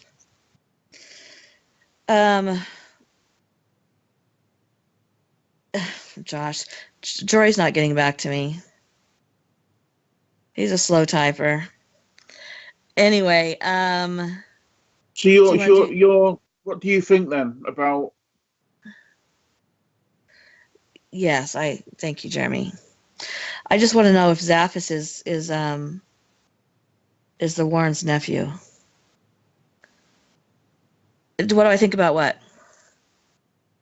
About the whole haunting in Connecticut. Do you think it's a little bit far-fetched? Yeah, it seems like it. It seems like there were things that happened, but it seems like most of the things were added on for the film. It always disappoints me. This is my chupacabra moment when I had to say, Rob, there's no such thing as a chupacabra. This is my chupacabra moment. This movie, I feel like, is the one that's the chupacabra here.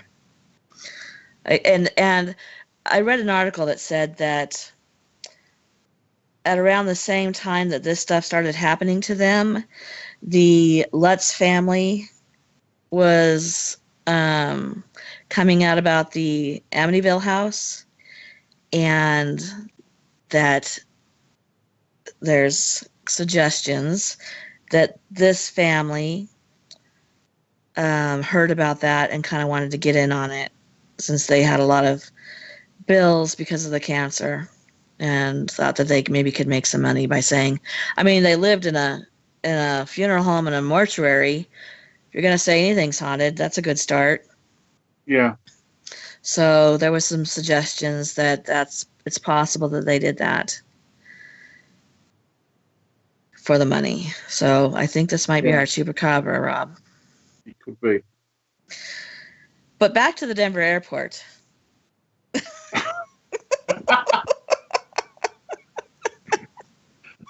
Well, saying that, do you know, they say that places are haunted, like hospitals and blah, blah, blah. Yeah. The safest place probably to be is a mortuary, because nobody dies there. Well, that's true. That's true. Nobody dies in a mortuary. The bodies are taken there, but no one dies in the mortuary. Well, that is true. That is a good. You're right about that. So why would a mortuary be haunted? Okay, so here's my strange personal story that I have to tell. I have to tell one every time I do a podcast. By the way, Zaphis is the nephew of the Warrens. Wow. So that is a very small paranormal world. So what was I going? Oh, I had a friend who lived above a funeral home and a mortuary. That was what he did for his job. He was there to be like make sure nobody broke in. And he used to tell me that he would hear all kinds of things downstairs. He was perhaps the worst person ever to hire to protect it, because he would never go downstairs. But he said he would hear voices and things moving and, all kinds of stuff that scared him really bad. He only worked that job for a month before he got another one, because it scared him so bad. So I don't know. Maybe they are haunted. Yeah. If I'm ever going to haunt someplace, I don't want to haunt a funeral home. How boring. Mm. I know. Well, if I could put in a request, maybe a nightclub. I don't think it works like that, but It doesn't. Maybe I'll just haunt an ROBB outside of the Denver airport, and then I'll just go into the Denver airport and hang out. if you go, you could go into Area 51. This is the true story. You guys are gonna have to get your Ouija boards out, and I'll tell you what's in there. Okay, whose turn is it for a story? Oh, yours. It's me. It certainly is. The devil made me do it. Yeah, that went down like a lead balloon. Well, I was going to say I've used that excuse a lot of times, but then I decided not to. You did say Okay. it like you have said it before. Okay. I'm sorry, I apologise. Why do I keep apologising? I don't know. I'm sorry. Okay. Amytiville. The devil made me do it. Now, ladies and gentlemen, this is going to be a little bit all over the show because it's so muddled up, this whole thing with the film and with what really happened. It's absolutely all over the show, so just bear with me. In Okay. 1970, okay. Is there an echo in here?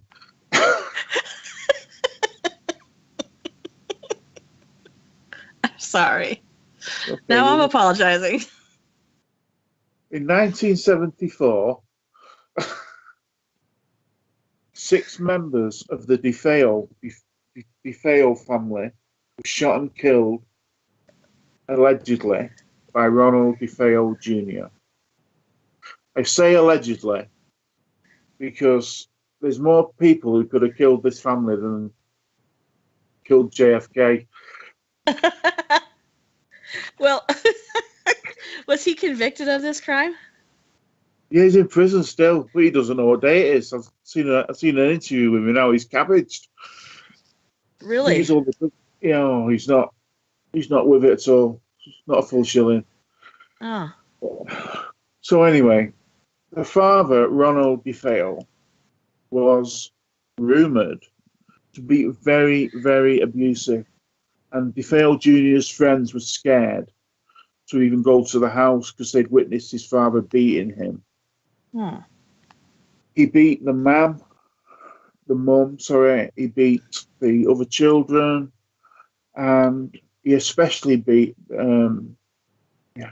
his eldest sister, Dawn.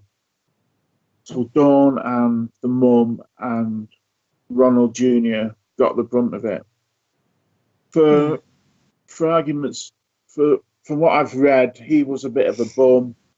Everybody knew him around the town. He was pretty much a drunk, and he was very, very much involved with drugs. That's one of the reasons him and his father used to row a lot.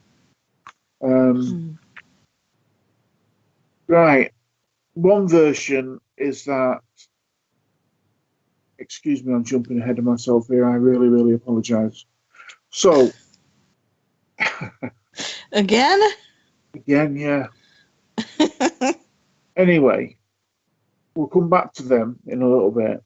George and Kathleen Lutz bought the house, and they knew about what had happened. They renamed the house. I think it was High Hopes, if I remember rightly. And they all moved in, and everything was fine. Then a couple of days passed, and pretty much all hell broke loose. Things were moving around, things were being thrown, noises, and supposedly there was a red liquid coming out of the walls. And George was constantly freezing cold, and he kept all he ever did basically was cut wood and put it on the fire. And the place was like bleeding sauna. It was that hot, but he was always freezing. that's like you, Jeremy.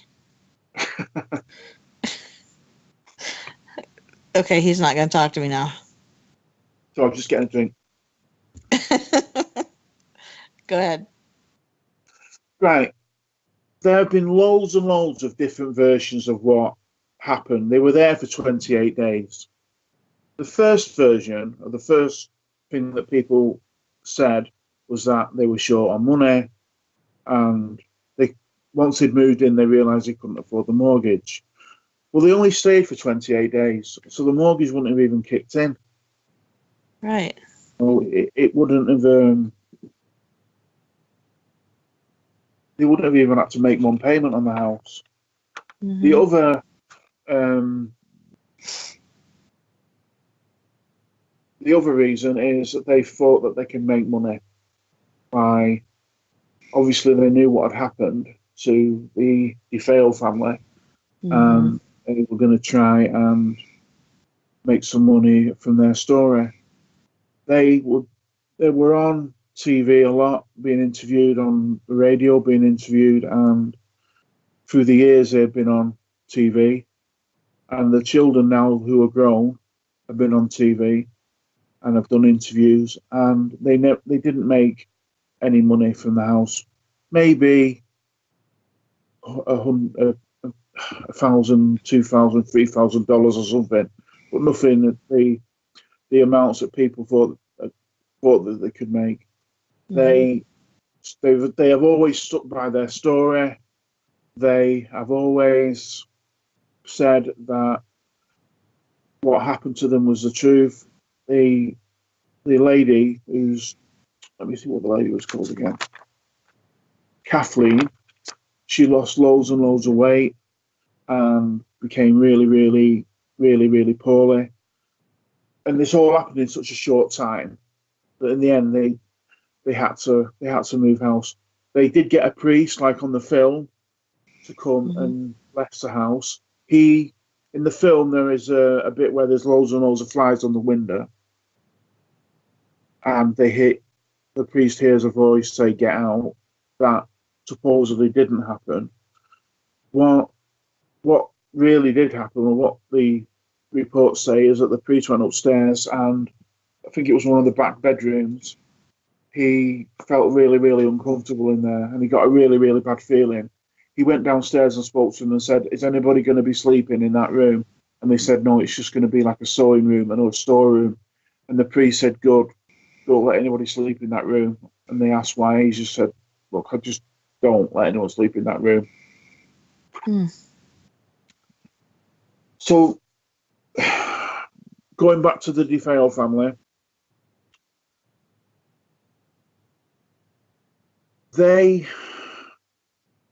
his legal team, DeFeo Jr., did a test, and I cannot remember the type of rifle that he used, but they did a test during the day, and they believe that there was 9 shots fired from this rifle. The shots in the daytime, that's important to remember, the daytime, could be heard for up to 4 blocks away. I mean, we talked about this, didn't we, today, about how far a block is. Right. So 4 blocks away is almost a half a mile. A half a mile. So do you think that would have made any difference if that was at night with no noise? Do you think that could have travelled further? I think that a half a mile sounds about right. I live in Texas. I hear gunshots, and I would say that half a mile would be probably about right. You say it was a rifle? Yeah. Yeah, I think so. Under the right conditions. Probably. And the Amity house is... The thing is, though, isn't it across the street from the Amity house? Isn't it on the coast? Yeah, it's just because they had a boathouse. And down the back of the house, there's they had their own bit of land, and they had their own landing.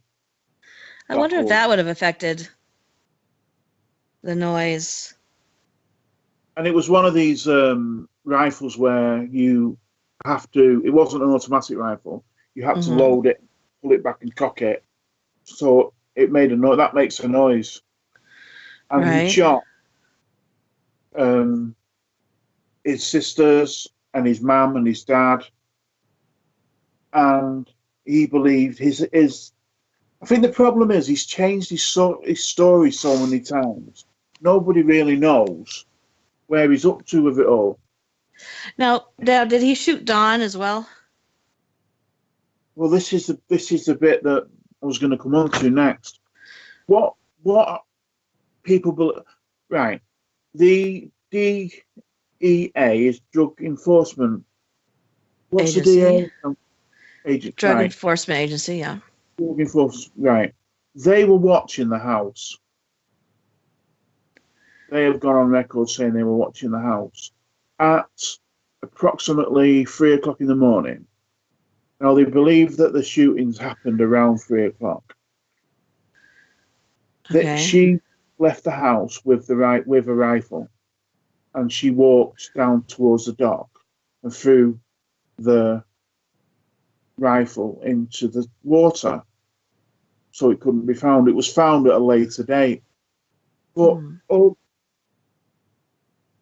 they reckon that he was too off his head. He was on the couch, passed out. He was too off. This is what his defense team have said, that he wasn't capable of doing anything. Because he was high? Yeah, he was on drugs and had been drinking. He was just smacked out of his head. He didn't know what day it was. They had planned between them that they would kill the father. Now, there was some rumours that they had a relationship, an incestual relationship between him and his sister. There was incest there. But well, thank God it wasn't necrophilia. Yeah, well.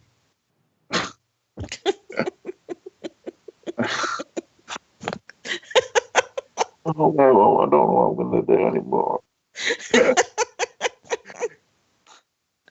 I'm just saying. Okay, sorry. I'm sorry, everybody. I'm trying to really hard here. I've absolutely got no clue where I am now. So basically, they don't know what happened. He's 1 minute he's denied it. The next minute he says that he did it, that they saw some kind of demonic pig that with red eyes. Oh, so that's where the pig came from. Yeah, that made him do it.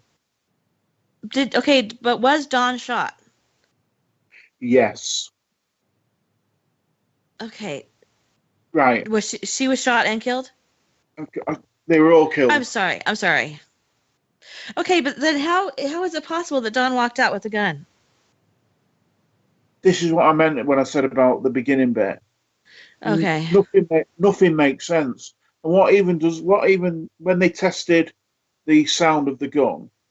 Now, if he had an automatic rifle, he could have just bang, bang, bang, bang, bang, and he could have killed them all. But he shot them one at a time and had to reload one at a time, reload one at a time, reload. Now, none of them woke up. There was no signs of anybody struggling. They were in a position where they would be asleep. And forensics have said, they were just shot while lying in bed. Now, how did nobody hear this? And bearing in mind, they had quite close neighbours. Yes. Nobody heard this. There was one neighbour that woke up around 3:15 and said they heard a dog barking. They had a dog, but they didn't hear any shots being fired. No one heard, because he went out after the shooting, and he went to some bar because he'd woke up. Supposedly he'd woke up, shot his family. They went to a bar, came home, found them all dead, and then rang the police. Because they thought that it could be organised crime, because I think they were Italian, and they believed that it could be something to do with the mob, and that's what he was saying at the beginning. And they put him in they actually put him in a safe house at the start, because they thought that there was a hitman looking for him. Okay, I got a couple of questions. Let's say the DEA was across the street. Every time that rifle fired, there would have been light, a flash of light. Am I correct? Yeah. They didn't see that in every room of the house. They didn't hear it. Now, I can see that maybe with the ocean crashing and stuff, maybe maybe the sound is muffled. I don't know. I'm not an expert on that. But wouldn't you have seen the light in every room if the house was dark because everybody was sleeping? And why would the mafia kill everybody but this kid? To like maybe to leave him to be the suspect, or because I don't think they're that smart generally. I think if they're going to kill everybody, they're going to kill everybody. Yeah. It's nothing makes sense. And I've seen the film a few times, and I've seen the remake of the film. The remake of the film. Obviously, it doesn't show much of the killings happening. Obviously, that's at the beginning of the film. Now, Right. there isn't the thing with the DEA. I found that out today, and I never heard of that before.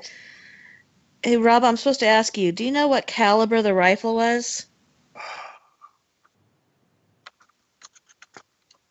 I think it was it 7.62? I think I'm sure it was a quite high caliber.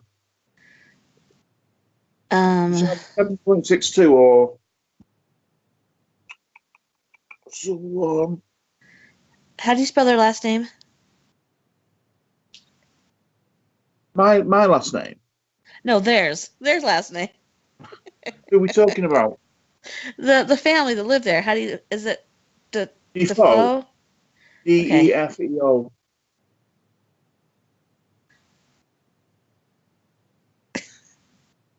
I think it might have been a 5.56. I'm not sure. It says .35 caliber Marlin 336 hunting rifle. And it was self-loading. It was it wasn't automatic, was it? Let me look.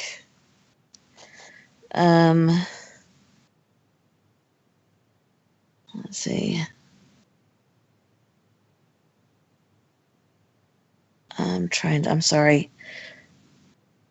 Because it was the footage I saw today, the reconstruction footage, he had to reload after every shot. Yeah, it doesn't say. It says, although it looked like there was a second gun, a .38 pistol, also used in killing at least one other family member. Oh, I didn't know that. I didn't see that today. It says, hold on. While examining, yeah, there's theories that 23-year-old Defoe had accomplices to his crime, and that they believe there was likely a second gun, specifically a .38 pistol, used in the killing of at least one other member of the Defoe family. I can't see anything that has to do with other than what I just told you about the rifle. Hold on a second.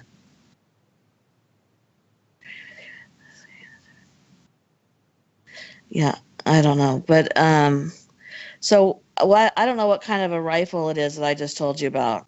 I don't know what that a .35 caliber Marlin 336 hunting rifle is. That Yeah. okay? I'm not a rifle expert. I should have noted that down today, actually. I can't understand how no one could have heard anything. It just doesn't make sense. No. Well, that's the thing is the part, especially, forget the neighbors and everything, especially that he had time to walk around. And how many family members are there? How many were there in the house? Like 3, 7? 4, 5, 6, 7. 7. Okay, Yeah. so if you're killing 7 people one at a time, you would expect that maybe the last 2 are gonna have been woken up, right? Yeah. I mean, probably more, but I would think at the very least the last 2 are going to be like, what is happening? That's, I don't even know how to explain that. Obviously they didn't. How do you explain that? See, what I found today when I was researching it, and the other day as well, there are so many different versions of what has happened. It's really difficult to sort of. We could have been doing this all night, just Right. this case, and it's really, really hard to know. You know, what is the actual truth of this? Is there any kind of? Has anybody got any kind of idea of what actually went on? Because it's just like a bottomless pit. Right. But I Huh. don't think he's admitted it. He admits it one day and then and says it wasn't him the next day, and he can't remember doing it. He can't remember doing it. You know, he's. I don't know if he's very highly medicated in prison, but I saw a couple of interviews with him today, and he doesn't look with it at all. Really? He's completely off his head, basically. So, I mean, did they think he was then too, or has he just become that way? I think if it, from my personal point of view, I think if he'd have stuck to his story, I think he might have got away with it if he did it. But because he started then, because obviously they put him in a safe house because they thought it was the mafia hit or a mob hit, Right. that would be safest in a safe house. His best place room would be in a safe house. But then he started changing Yeah. his story. And obviously he was known to the police through drugs and drinking and fighting and things like that. He was actually known to the police. He wasn't like a model citizen. He was just like a pest, really. Just a drunken pest. Really? Well, you know, and what part of his story kept changing? Why did they think that the family, it could have been a hit? What was it that their father did for a living that could have involved them with the mafia, do you know? If, he came from his family had Italian background, and I don't know what his dad did for a job, but he was quite well off, and that was one of the rumours. One of the other reasons why, or one of the other reasons, the stories that he said was that he was possessed when he did it. He was possessed by this pig, and he was told to kill all his family, and he didn't want to, but he couldn't stop himself. And then there was the one with, he was passed out on the sofa. Him and Dawn had said that they were going to do it together just to kill the dad, who was basically a horrible piece of work. And reason he had got knocked out of his head and he was unconscious. She got hold of the gun and she shot the dad first and then just went berserk and shot everybody. He he woke up after she'd shot everybody. He went upstairs and seen what she'd done. He then wrestled the rifle off her, and while they were wrestling with each other to get the rifle, he accidentally shot her, and then he panicked and went out, and he either went to a bar or to a friend's, and then in the morning he came home and he reported it to the police. I don't know if then it was him that said it's a mob that's done it, or it could be a mafia thing, or I've just come home and found this and I don't know what's happened. And he kept changing the version of events. So if he'd have just kept calm about it, he probably would have, Right. but the dad really abused them, really abused them all, and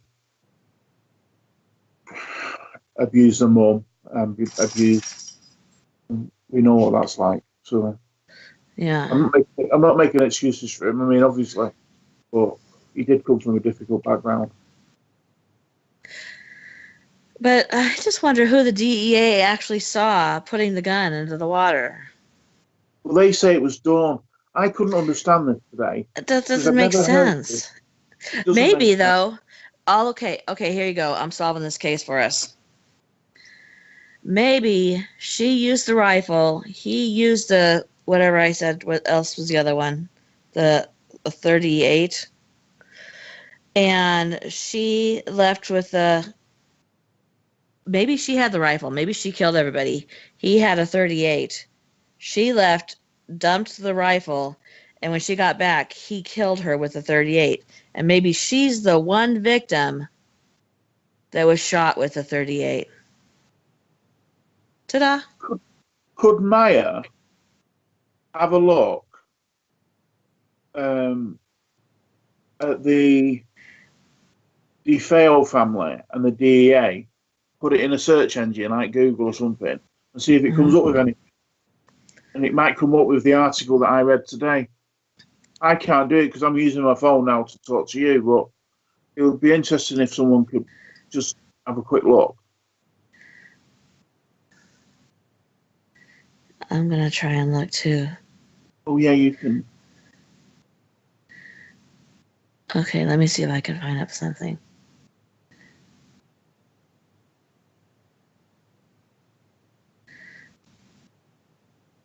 Excuse me. It keeps trying to say I want to come up with the word dead. No, I don't. I'm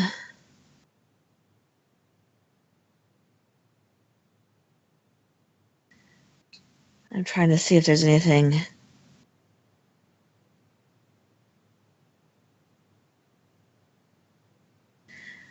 I'm sorry, I'm leaving a bunch of dead air right now.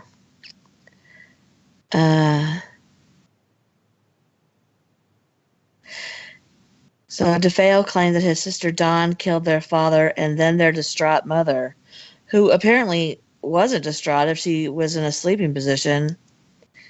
And then all of his distraught mother. Wait. Okay. He said that his sister killed their father and then their distraught mother killed all of the siblings. And then he killed his mother. Okay, that doesn't even make sense. This is a problem. It's just there's so many. Oh, I got it. versions. Okay, his father's uncle, Pete DeFeo, capo regime in the Genovese crime family.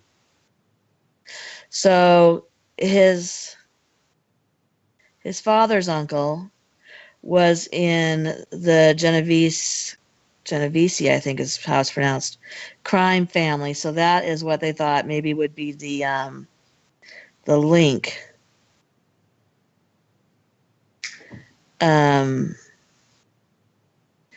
But his story that the mother killed all the kids and then he killed the mother, which still leaves Dawn alive. Unless the mother supposedly killed Dawn. I don't know. Maybe he was just mentally ill. Maybe that's... I think he killed them. I think he just doesn't know himself what's happened. I just think he's had some kind of episode, and he has done it himself, and he doesn't know what's happened. That's why he keeps coming up with all these different stories. Right, because then later on he says that Dawn came in with somebody who left the house before he could get a look at him. She killed both their parents, and then she killed the siblings. And he was the person who killed Dawn, and that was by accident because they struggled over the rifle. So that was a different story than the one where his mother killed everybody. Even back then, couldn't they test for gun residue on your hands? Or I don't even know if they could do that then. I don't know. But what do you think about the actual Lutzes and the haunting? Do you think there's any truth to that? You know, I've seen so many things that say that it was all fake, but one of the Lutz sons claims that it was absolutely not fake, that it all happened. Yeah. And they put the pig in that movie. So I didn't realize there was actually a connection to the DeFeo murders with the saying the devil was the pig. Have you seen the photograph of the little boy? That was the Warrens. When the Warrens were there, they were all downstairs, and a photographer had left a camera on the stairs, and the house is empty. There's nothing in the house, and it takes this photograph. It took a load of photographs, and in one of the photographs, there's a little boy who looks like one of the kids that got killed, peering around the bed door with his eyes are just white. Really? I have not seen that. Wow, that's weird. It's really scary, actually. You know, everybody else who's lived in that house has said they haven't had problems, right? Yeah. Who would move in that house? I don't know. Jory and I were just talking about this yesterday. In New Orleans, when they're selling a house in the French Quarter, let's say, they say like 2-bedroom, 2-bath, refurbished kitchen, house is haunted, blah blah blah blah blah. And he was saying like that's the only place that house is haunted makes the price of the house go up. You know, like in the Amytiville horror case, you're like, and there was a murder, so we're going to take $100,000 off the price of this house. You know, so I was just thinking, I wouldn't move into that house. On the other hand, I would be totally thrilled to move into a New Orleans home that said, you know, haunted. So maybe the people who move in just don't believe it, or they want to see if it's true. I would love to go into that house and see how it feels. I would. That would be interesting. I'd want to bring my own priest, and I wouldn't take a shower in holy water, and I'm not even Catholic, but I still would. And take a couple of priests. I don't think I'd like to go in the house. I mean, I wouldn't. Really? There's a lot of folks. No, I don't know. I don't think I would, to be honest. Huh. I think it's like we were saying earlier. I think you're tempting fate a little bit. Yeah. You right. know, I think it would be a little bit. But people are living there, and they're fine. Well, it's like the Exorcist house, isn't it? Do you remember Ghost Adventures did the one with the Exorcist house? Yeah. I mean, would you go in that house? Yes. But you're asking for it, aren't you? Well, you know, I have stood. I have stood outside the Lalaurie Mansion in New Orleans. And do you know anything about Madame Lalaurie? She was the one that was really bad with her slaves, wasn't she? Yeah. And she would keep them upstairs and do experiments on them, such as cutting one's leg off. Well, she would cut two men's legs off, and then sew the other man's leg onto the other man's leg to do experiments like that. She was really batshit crazy. And Nicolas Cage bought that house. Yeah. He lost it to bankruptcy, but there's a family who lives in there, and I've stood outside that house and seen children walk out onto, real children, by the way, not ghosts, children walk out onto the balcony, and we'll wave at the ghost tours, and you know, children that live there, and there was horrific horrific violence that went on in that house. And the right connected to it, there was a slave who had caught on fire while she was cooking breakfast. She couldn't get out because she was chained to the kitchen. And I would buy that house in a heartbeat. What, to live there? Yeah. But Better I than will me. not buy the Amytiville Horror House. Now go figure that out. I don't know. You're not going to get a house in New Orleans that doesn't have violence in the French Quarter, especially. I mean, they did populate it with criminals. That's who France sent over, was murderers to colonize it. So it stands to reason that it's probably not going to get anything that doesn't have violence there. I didn't even know what. You know something? I didn't even know why there was French people there. Oh, I- well, there you go. Well, France sent over. France owned Louisiana. France sent over all their criminals because they had an exploration team, and they said, "Boy, this is a mess. There's swamps. There's some kind of nasty animal that comes out with a big long tail and giant teeth, you know, and snakes, and it's a mess. You know, it's below sea level. It's crazy." And they said, "Well, we'll send over people and have them start colonizing it." And they emptied the prisons and put them on boats. And then they sent prostitutes as well. Because, you know, duh. I guess they figured I might as well send them too.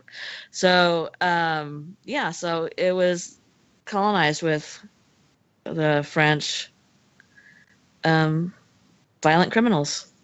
like what we did with Australia. Yeah, but you guys sent people over that had leprosy, right? We just Yeah. get rid of everybody else. Yeah, you know, that's what one of the islands in Hawaii was for, Molokai. That was a leprosy colony. You know, just send them send them somewhere else. Let them be somebody else's problem. Yeah, we And did that that's with why America. Oh, but You walked into that. oh, I did. I do believe we left of our own free will. Is that what they've been telling you? Yeah, that's according to our history books. Okay. I think you lost that war. I think.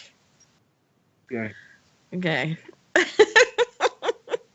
But anyway, that's why people tease that New Orleans has to be the way New Orleans is, because, you know, it's always been full of debauchery, which isn't what New Orleans is like. It's like love and kindness and some debauchery. I'll give you that. Anyway, I will move on to my final movie story, okay? Yep. Okay. Let me find it. That would be a good start. I'm going to do The Conjuring, which is the Perron family. So, in January of 1971, the Perron family moved into that 14-room farmhouse in Harrisfield, Rhode Island. I actually did here, I'm going to plug myself real quick. On my channel, there's a story about this same house, except for it's called The Haunting on Something Road. So I'm not really doing a good job of plugging it. But it was this house, and it was the history of this house before the Perron family. So that is actually a very interesting video, very interesting subject, in case you're interested in hearing about that. Anyway, so Carolyn and Roger and their 5 daughters started noticing things pretty quickly after they moved in. It started out with small things. Carolyn would be in another room and she would hear a broom sweeping, and she would go into the kitchen and she would find like a little pile of dust. And she was actually a little bit OCD about sweeping and dusting and everything. So this was something that particularly annoyed her. Or the broom would be missing, or a teacup would be missing, just little things like that. She could sometimes hear things scraping against the tea kettle in the kitchen when nobody was there. The girls, they were the first ones who started noticing spirits around the house, and they all thought that they were, for the most part, harmless. So, which kind of is what brings us to one of those things that kind of lulls you into a sense of false security that I have personally experienced. As you go, it's harmless. And after that, they started finding that some of these spirits were angry. Carolyn alleged that she had researched the house, the history of the home, and discovered that it had been in the same family for 8 generations, and that many of them had died under mysterious or horrible circumstances, which I will get to in a little while. Also, several children had drowned in a creek that was on their property. Well, I guess I'll go ahead and get to this right now. There was a murder. They had a child who was murdered on the property. They had several children hang themselves in the attic of this house. And that the spirit who was depicted in the movie was Bathsheba. And she was considered, and still is considered by the family and the Warrens, the worst spirit that they dealt with. One of the Perrin children's is quoted as saying that Bathsheba perceived herself to be the mistress of the house, and she resented any competition that a woman would cause. There was a real person whose name was Bathsheba.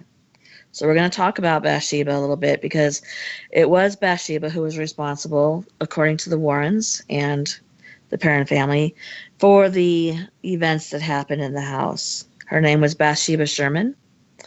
She lived on the Perrins' property until the mid-1800s. She was rumored to be a Satanist. And there was evidence that she had been involved in a neighbor child's death.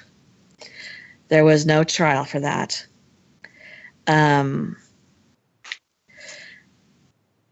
She married a man who was named Judson Sherman. He was 1 year older than her, and she married him in 1812. They were married by a local justice of the peace, and he wrote it down, and kept the records of it, that they do for all of this, the births and the marriages and the deaths. Bathsheba was a housewife. Her husband was a farmer. They had one child that they know of for sure, and his name was Herbert Sherman. He was born when Bathsheba was about 37 years old, in March of 1849. There is rumors that they had other children. There is no record kept by that pastor, and no census taking that named the children, but there is 10 years in between a census, and they believe that she had 3 more children, and they all died before they got to the age of 4 years old. So was Bathsheba really a witch? Of course, there's no supporting evidence that says that she was actually a witch. There's a lot of folklore and a lot of legend.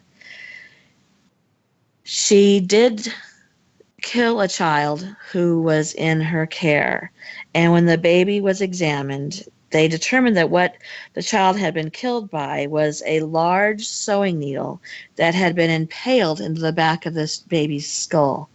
Oh, Yeah. So the folklore came from this because she was accused of killing this baby as a sacrifice to the devil. And if she did have other children and they didn't live to be past the age of 4, they believe that possibly she was doing the same thing to her own children. Let's see.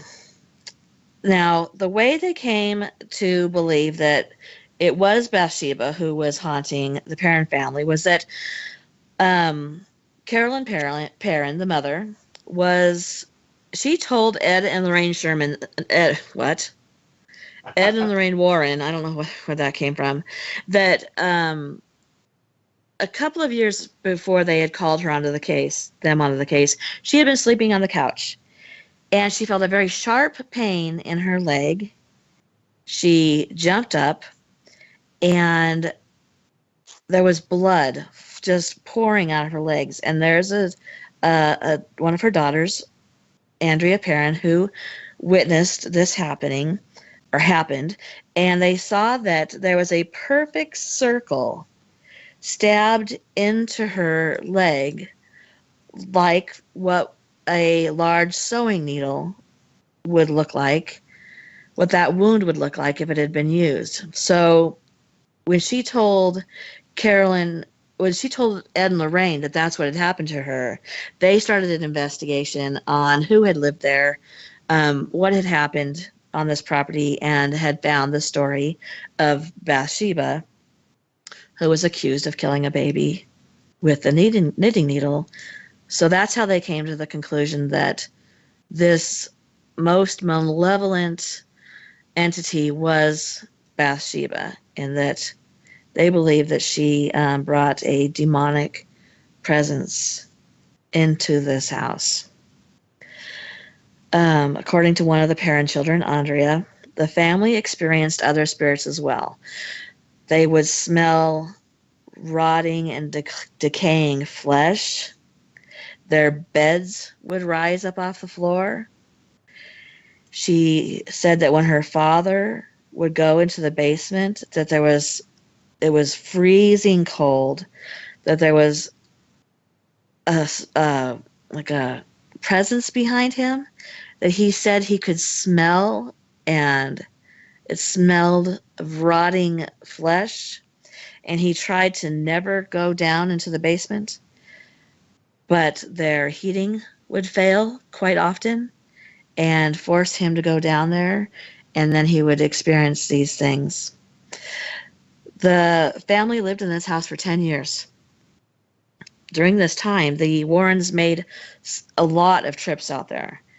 And at one point, Lorraine did conduct a seance to contact the spirits that were possessing the family. And during the seance, Carolyn Perrin became possessed, began speaking in tongues, and she started rising from the ground while she was sitting in the chair, tied into the chair, just like we saw in the movie. Andrea says that the children were not supposed to be involved in this, but she had snuck out and watched it, and she's quoted as saying, "I thought I was going to pass out. My mother began to speak in a language that is not of this world, and in a voice that is not of her own. Her chair levitated, and she was thrown across the room." The movie does say that Ed and Lorraine performed an exorcism, but they deny that, saying that they would never attempt to perform an exorcism. That should only be done by a priest. On the other hand, she did say that she was on the set of this movie and wouldn't allow anything to be done that didn't actually happen. So there was that exorcism performed in the movie. So my guess is that they did do it, but she didn't want to upset the Catholic Church, perhaps, or something. After the seance, the father, Roger, told the Warrens that they had to leave. He thought they were harming her mental stability. And they continued to live into that house until it was financially just not feasible to live there. They had a big flood in the house that they couldn't fix. So we're going to go into the history of this property a little bit. 8 generations, like I said, of one family lived and died in that house prior to the Perrin family moving in. Andrea Perrin believes that some of them never left. The town's former public records book reveals that over the course of its existence, the property had been host to, and this is by adults, not the children, 2 suicides by hanging, 1 suicide by poisoning, the rape and murder of an 11-year-old girl whose name was Prudence Arnold by a farmhand. And that farmhand, that in the story that I have on YouTube, that they have a little building in the back of their house in which the farmhands would stay in, because this property had been used as farm property for hundreds of years. And that farmhand is said to still be seen in one of the windows of this building, and he's said to haunt it. They've also said that you can see the child in the same window. And then other people died from illness, and infection and those type of things. Andrea Perrin wrote a book, and she said that the Arnold family, who this family was, that most of the deaths that occurred on the farm were in the Arnold family. There was John Arnold, Hermione Arnold, Johnny and Prudence Arnold, and even Bathsheba turned out to be an extended member of the Arnold family. Now, according to public record about the rape and murder of the girl, they said in the newspaper that her throat was slit, that her killer went by the name of the initials W.E.K. But Andrea Perrin names the person who committed this crime, and his name was Bill. Of course, W could be William. So it could be the same person, but the last name, they said that the last name was different.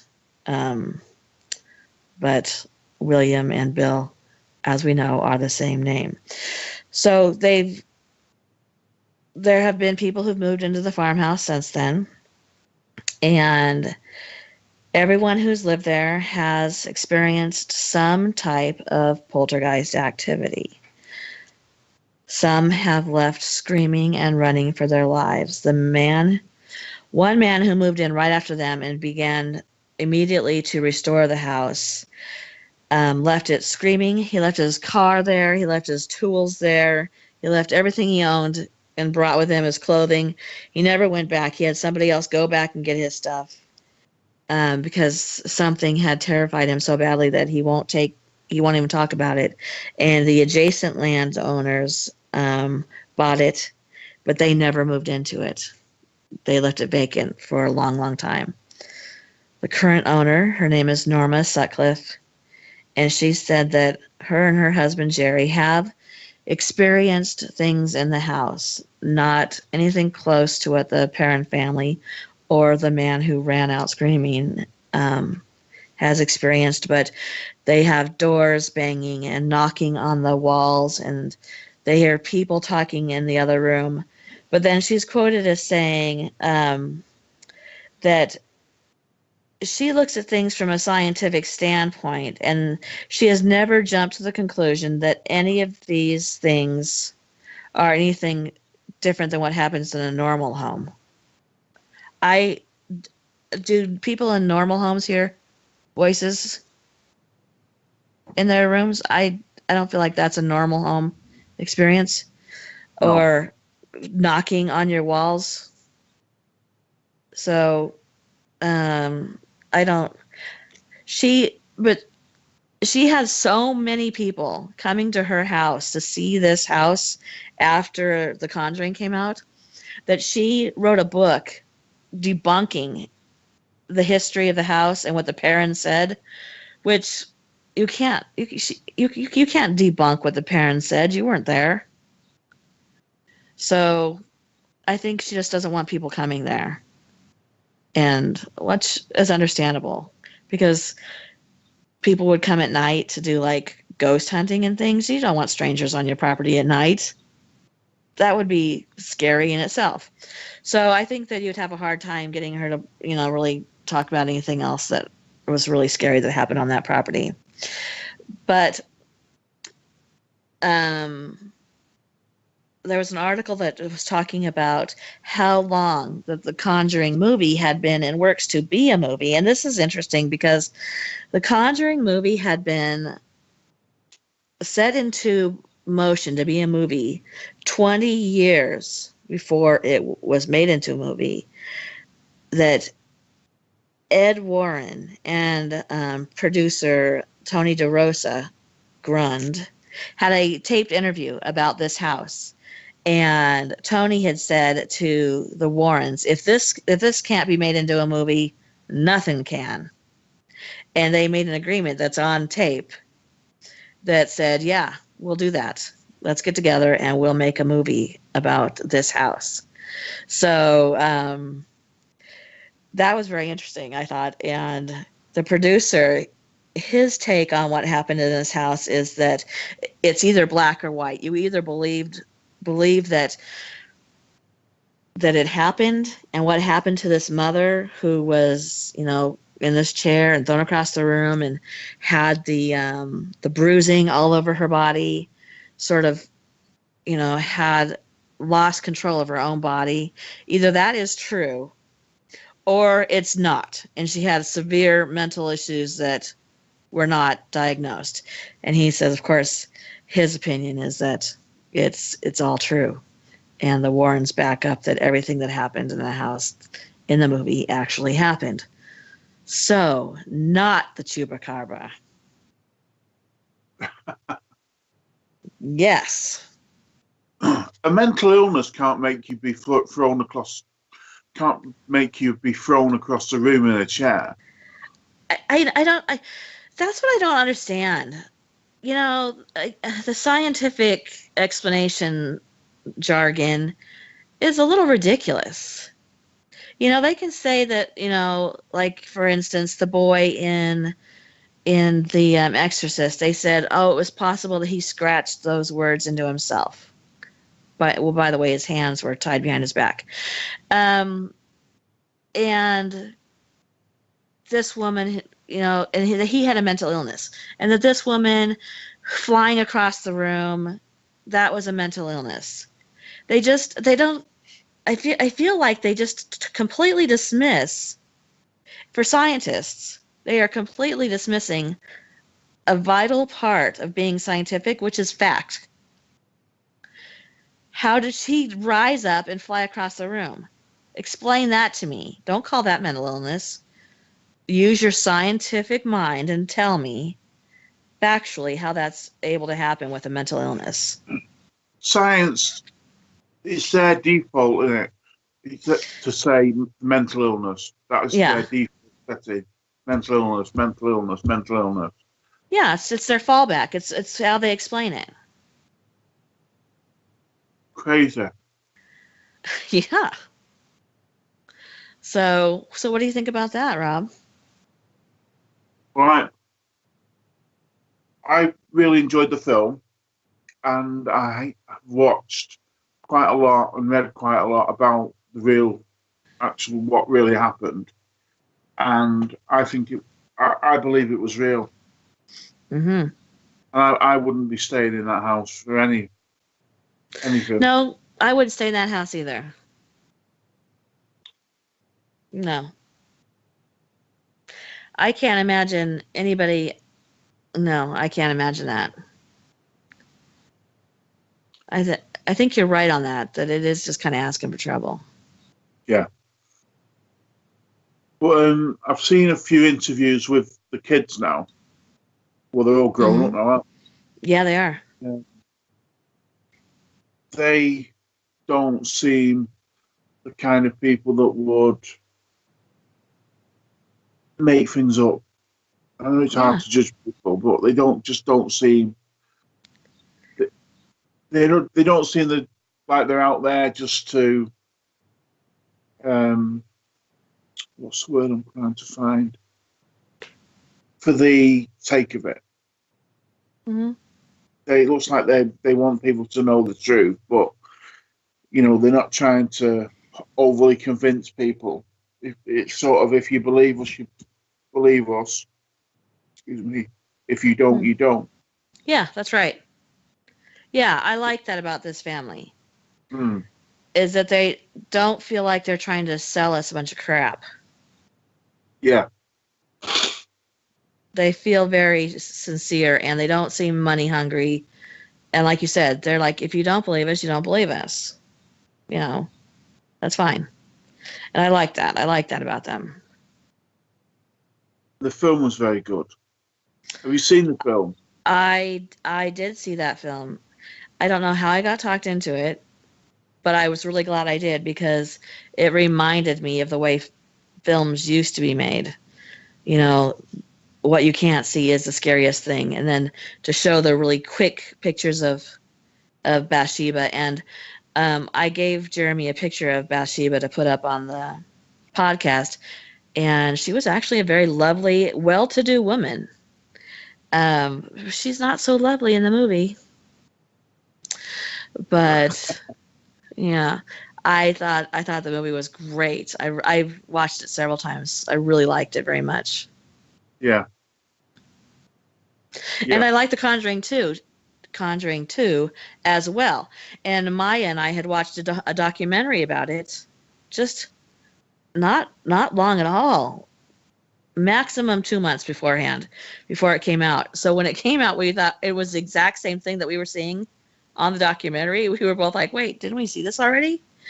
But it had been the documentary that was made. Have you seen the documentary that was made on the Conjuring 2? I don't think I have. It's really good. It was really good. Really well done. And not in a manner to try and sway you one way or the other. Sort of like, this is what I experienced. These are what people experienced. You can have your opinion. Because there was another one quite similar to the Conjuring 2, a real life one up in Sheffield, in Leeds, in Yorkshire. And I just want to say something. Diabolical Witness says, oh, yes, the English version. Yes, that's right. The English version of that. Yes, that's what I was talking about. There was another one that happened that was very similar to this. Oh, wait. Jory said something to me. He said, was it the something house? Has an O in it. Shoot. But he asked me to ask you about it, which I apparently failed at doing. That's really good as well. Huh. Wish I could remember the name of it. Oh, bugger. It was based in Leeds. Or Sheffield, somewhere like. I can't think of it. Oh, it's really I hate it when something is on the tip of your tongue. It has an O in it, maybe an M. Omen. I'm supposed to say 30 East Drive in Pontefract. Pontefract. Yeah, that's in Yorkshire. Okay. Oh, Jory's back. Jory, what was the name of the house? You said it was the haunting of the something house. It was in England. You said the name of it was like Dome House or Bell huh? Bell House. I don't feel like that was that. Is the Bell House about the Bell Witch? Yeah, that's American, though, isn't it? Yeah. Oh, the Monk House. Thank you, Jory. The Monk House? Oh. No, the Haunting in Connecticut to Diabolical Witness. I covered a couple stories back. So when you get a chance to rewatch this over on YouTube, I talked about the haunting in Connecticut and what my opinion is on if that was it was Lorraine Warren's opinion on whether that movie was the facts were really true or if they had quite a bit of artistic freedom with it. Yeah. The Black Monk of Pontefract. I know what you're talking about. It's not the movie that I was thinking of, but yeah, that is another one. It's very, very similar to the Enfield Poltergeist, but it's based it's based up in Yorkshire, but I can't remember what it's called. I'll try and find the name over the next couple of days. Okay. And Diabolical Witness, who's in our chat right now, he has a channel on YouTube.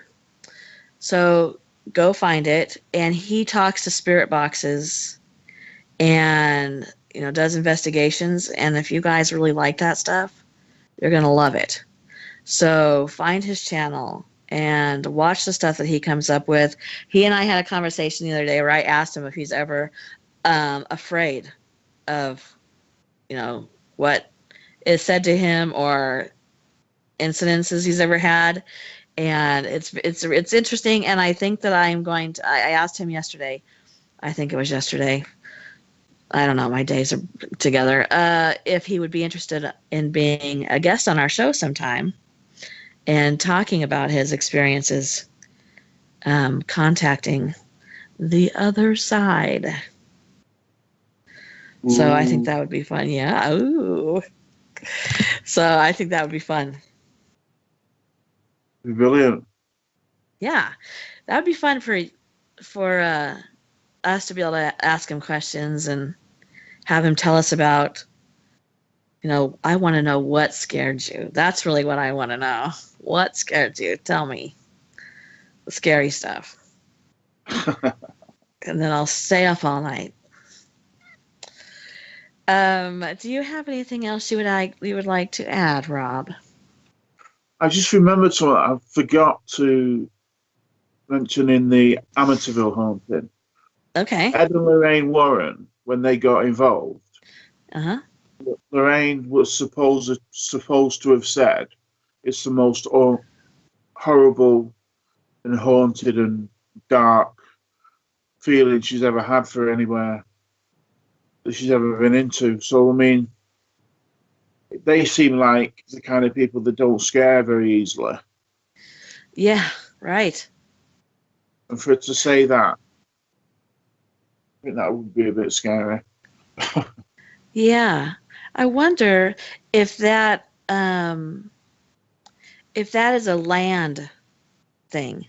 Like, is that something that is energy of some event that happened on the land previous to the home being built? Yeah. Yeah, that's a good point. I wonder, they had a lot of settlers and Native American wars in that area. There was a lot of bloodshed, a lot of violence in those areas while it was trying to be settled. And I wonder if that's the energy that comes from there. I wouldn't live there. Don't you think that we've talked about this before? The people call it different things, but the stone tape theory. Yeah, see, go ahead. Well, that house, the Amytiville house, after them murders, whatever happened and whoever did it and whatever the story is, which we'll probably never find out, could some of that negative energy be trapped in that property? And could some of that badness and, you know, that terrible, terrible... I think we've got to remember sometimes with these movies that are true, whatever, especially with Amytiville, there's a lot of people died there. A lot of children died there as well. And could the house have, you know, it's really hard to explain, could have taken some of that energy, because we're all made up of energy. Absorbed it. Yeah, that's exactly the word I couldn't find. Absorbed the badness or the negativeness of the shootings and the loss of life. And maybe the Lutz when the Lutz family moved in, you know, they did, because it was so fresh. Yeah. Maybe they somehow got the brunt of the badness. And at the end of the day, we talked about people moving in now who are saying that they've had no issues and they've not had any problems. Mm-hmm. If you look at what happened to the Lutz family, they got basically made out to be idiots. Yeah. Are you going to go along that line? Are you going to then say, well, we have witnessed this and we have witnessed that?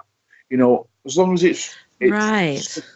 As long as it's activity that's not too much, then you can learn to live with a lot of things, can't you? Yep.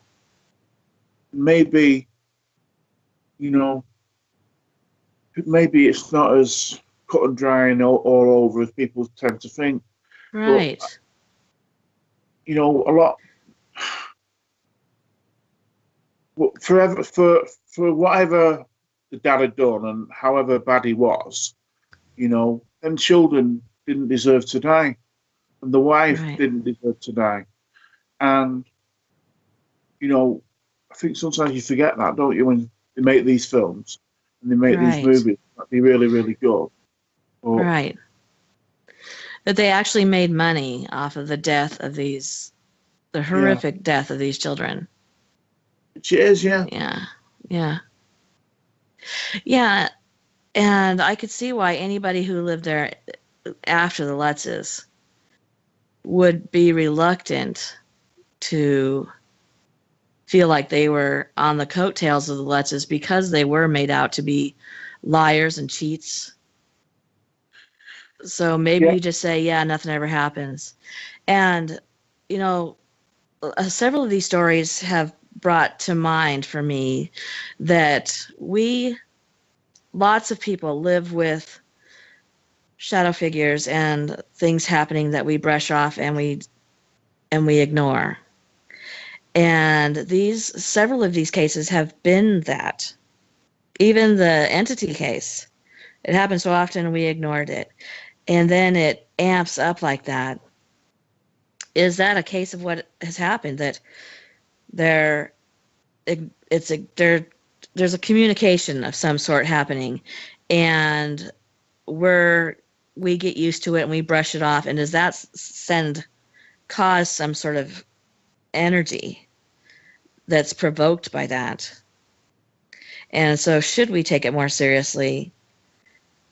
And when we see a shadow person, you know, or something, and not be like, oh, I just saw a shadow figure, not so lightly. Exactly. You know, I don't really want to get into it, but I think I had a really good reminder of that. after we started doing the podcasts, and after one in particular, that we are talking about things that I believe are real. Yeah. Things, entities, poltergeists, whatever you want to call this energy, is real. And that there can be repercussions from that. And as you know, I stepped away from talking about it for a while. Yeah. And I think that we have to be reminded that it is serious. It isn't the game, the Ouija game you can go buy at a Target. You can't look at these things like that. I think that's very, very dangerous. I think that opens doors. And if you think of just like you said, the making of this movie of Amityville, the making of the movie that was preceded by the death of several children, and you just see it as entertainment. It's just entertainment. We'll mention it and then brush it off and say it was the devil, the pig was the devil, and everything that the Lutza they experienced was a lie. And if you just look at it and only think of it as entertainment, I think you're asking for some problems. Mm. I think that Because it's a good reminder to remember that. me, you, your family, everybody who's listening, will all be frightened by different things, and we'll all react differently to different. Somebody will find something scary. Some people might not find it scary. Some people will handle things if they see a shadow figure or if they see something paranormal, will react differently. And like you said, some people can brush things off. Some people, it could be like the biggest, most amazing thing in their life, could be scared absolutely to death. Mm-hmm. You know, maybe the lady in the entity, and did I say that right? Entity. Mm-hmm. Maybe she was vulnerable, and maybe it could have, if it was another woman who maybe wasn't as vulnerable, right, could have, it wouldn't have happened. Maybe, right. You know, these things are intelligent, aren't they? And they're not stupid. They will pick on people who they can manipulate. Right. Now, you know, someone else could have just brushed that off, and it wouldn't have believed them. Once, you know, I hope I'm not tempting fate here, but if you just don't, if an entity or a ghost or a poltergeist or whatever it may be does see and does feel that you will not react in a way that it wants to, it's got two choices, hasn't it? It can either stop and go somewhere else, or it can keep upping it a notch until it does affect you, and until you do, it gets the reaction that it wants. It's like talking about a baby, isn't it? Really, you know. Yes, it is. Yeah, a baby, they want attention, don't they? Kids want attention, and there's good attention and there's bad attention. Mm-hmm. And you know, we all know that if you've got kids, maybe times it just wants attention. If we don't give it the attention that it wants, maybe that's when the bad attention starts. The bad attention starts. Right. Well, I don't know. Yeah. Well, maybe that's something we can ask Diabolical Witness when we have him on as a guest. Yeah, I was just thinking that while you were talking, I was thinking of him, and maybe, you know, does he get scared? Does he? Yeah, he said he gets scared. Does he sometimes feel that he's pushed it too far? Maybe. Yeah, I'd like to know that too. Certain sessions where he's using whatever equipment that he's got, does he does he ever feel that he's gone too far? Does he take precautions? You know, like we see with a lot of these new Like ghost Zach hunters, Bagans. yeah, you know, do they take precautions? You know, he could do that if he does his sessions in his own house and he has a really, really difficult and dark session. Hmm. Then he turns his equipment off. Then he's got to go to bed, or he's got to go on Right. with his life. How does he do that? I would be intrigued to know that. You know, He how wrote, he wrote, every time I put myself into the dark and alone situations, I use my fear to draw them in. Okay, that'll do it. Fear does, I feel like, which is why we all had that conversation several weeks ago, that fear, I feel like, opens a door. Because they're like, oh, finally. does it? I would be interested to.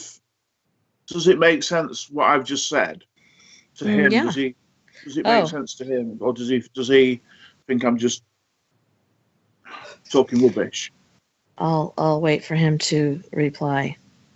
Do you get what I mean? Yeah, I do. He says, I have had to confront them almost violently to get rid of them from time to time. See, we're gonna be able to ask him lots of questions. I think it'll be fun. I don't want to use the word fun. It will be educational. It'll be interesting to be able to ask him questions and have him tell us about some of these situations. You know? So why don't we when we're in our planning phases of doing podcasts, maybe we can have him on in a couple weeks and have a section where we get to ask him questions. What do you think? I think that would be brilliant. And Jory, if you're still here, you can tell me what you think too. Oh, and by the way, back when Jory said that the Monk House was on Nick Groff's show as well. So, okay, does anybody have any questions that you would like Rob or I to answer about the real life events behind the movies that we didn't cover, or you didn't feel like you had enough information about? Go ahead, and now would be the time to throw those questions out. Oh yeah, Jory says he would like to do that too. So maybe you, me, Jory, and then we can have Diabolical Witness on, and we can ask him questions. This poor guy's gonna feel like he's in a police station. All right, so tell us about the night in question. Were you scared? How scared were you? On a scale of 1 to 10. It'll be fun. Don't be scared. It won't be that bad. All right. So if anybody has any questions, now's the time to write them down. In the meantime, I'm going to do my spiel. With any luck at all, cross your fingers. This will be uploaded to YouTube. And hopefully it won't get lost in wherever it gets lost at. And feel free to go over there or tell anybody to go over there and listen to the podcast. Feel free to leave messages if you'd like to suggest anything for conspiracy theories. We're going to have another conspiracy theory before we do the big one about 9/11. Did somebody just talk in my ear? Okay, that was weird. What? Did you heard it?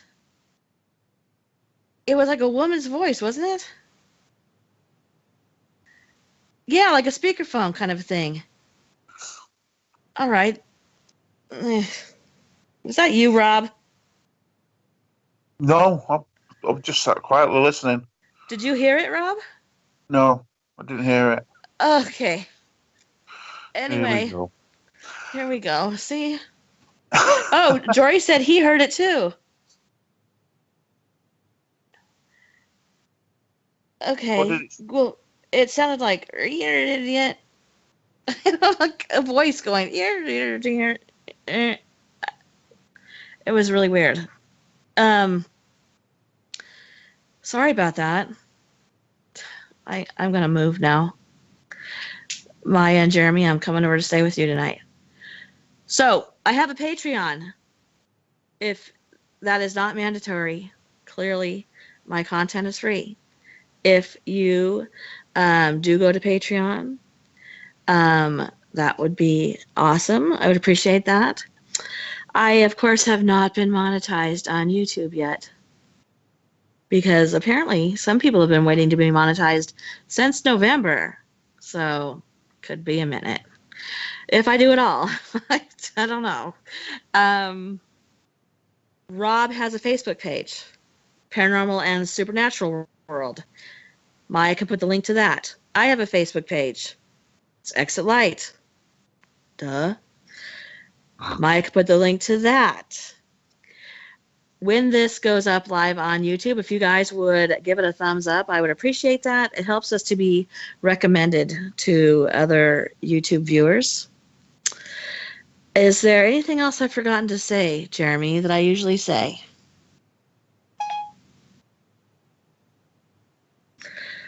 All right. If there are no more questions, wait. Mad Meerkat and you want to be on it, or you heard it?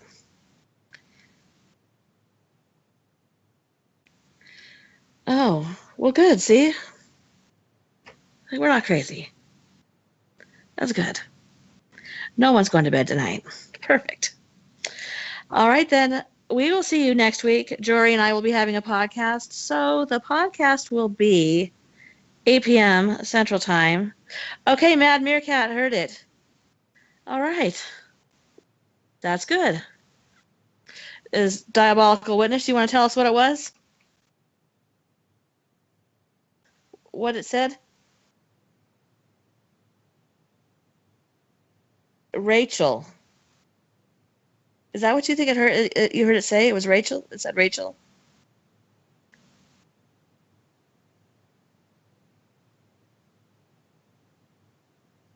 Oh, interesting. That's what he thinks it said. If anybody's out there and they know a Rachel, she's trying to call you. Not in a good way. All right. He says he's going to see it. He's going to listen when he replays it. This is perfect. Next week, Jory, 8 p.m. Central, 6 p.m. Pacific, 9 p.m. Eastern, 2 a.m. BST. And I think that we might be doing a topic about the Warrens. Not quite sure yet, but I'll let you know for sure, of course. You guys have a good night. I know that those of you, Mad Meerkat and you, Rob, are up very late. So good night. Thank you for coming. Thank you, Diabolical Witness, for showing up. I know this was at an awkward time of day for you. And I had a good time. How about you, Rob? Did you learn some things? Yeah, really enjoyed it tonight. Really did. I did too. So thank you, everyone. Thank you to Moderator Maya. Thank you to Jeremy. Thank you, Jory, for showing up in the chat. And thanks, guys. We will see you live next week. Take care, everybody. Good night. Good night.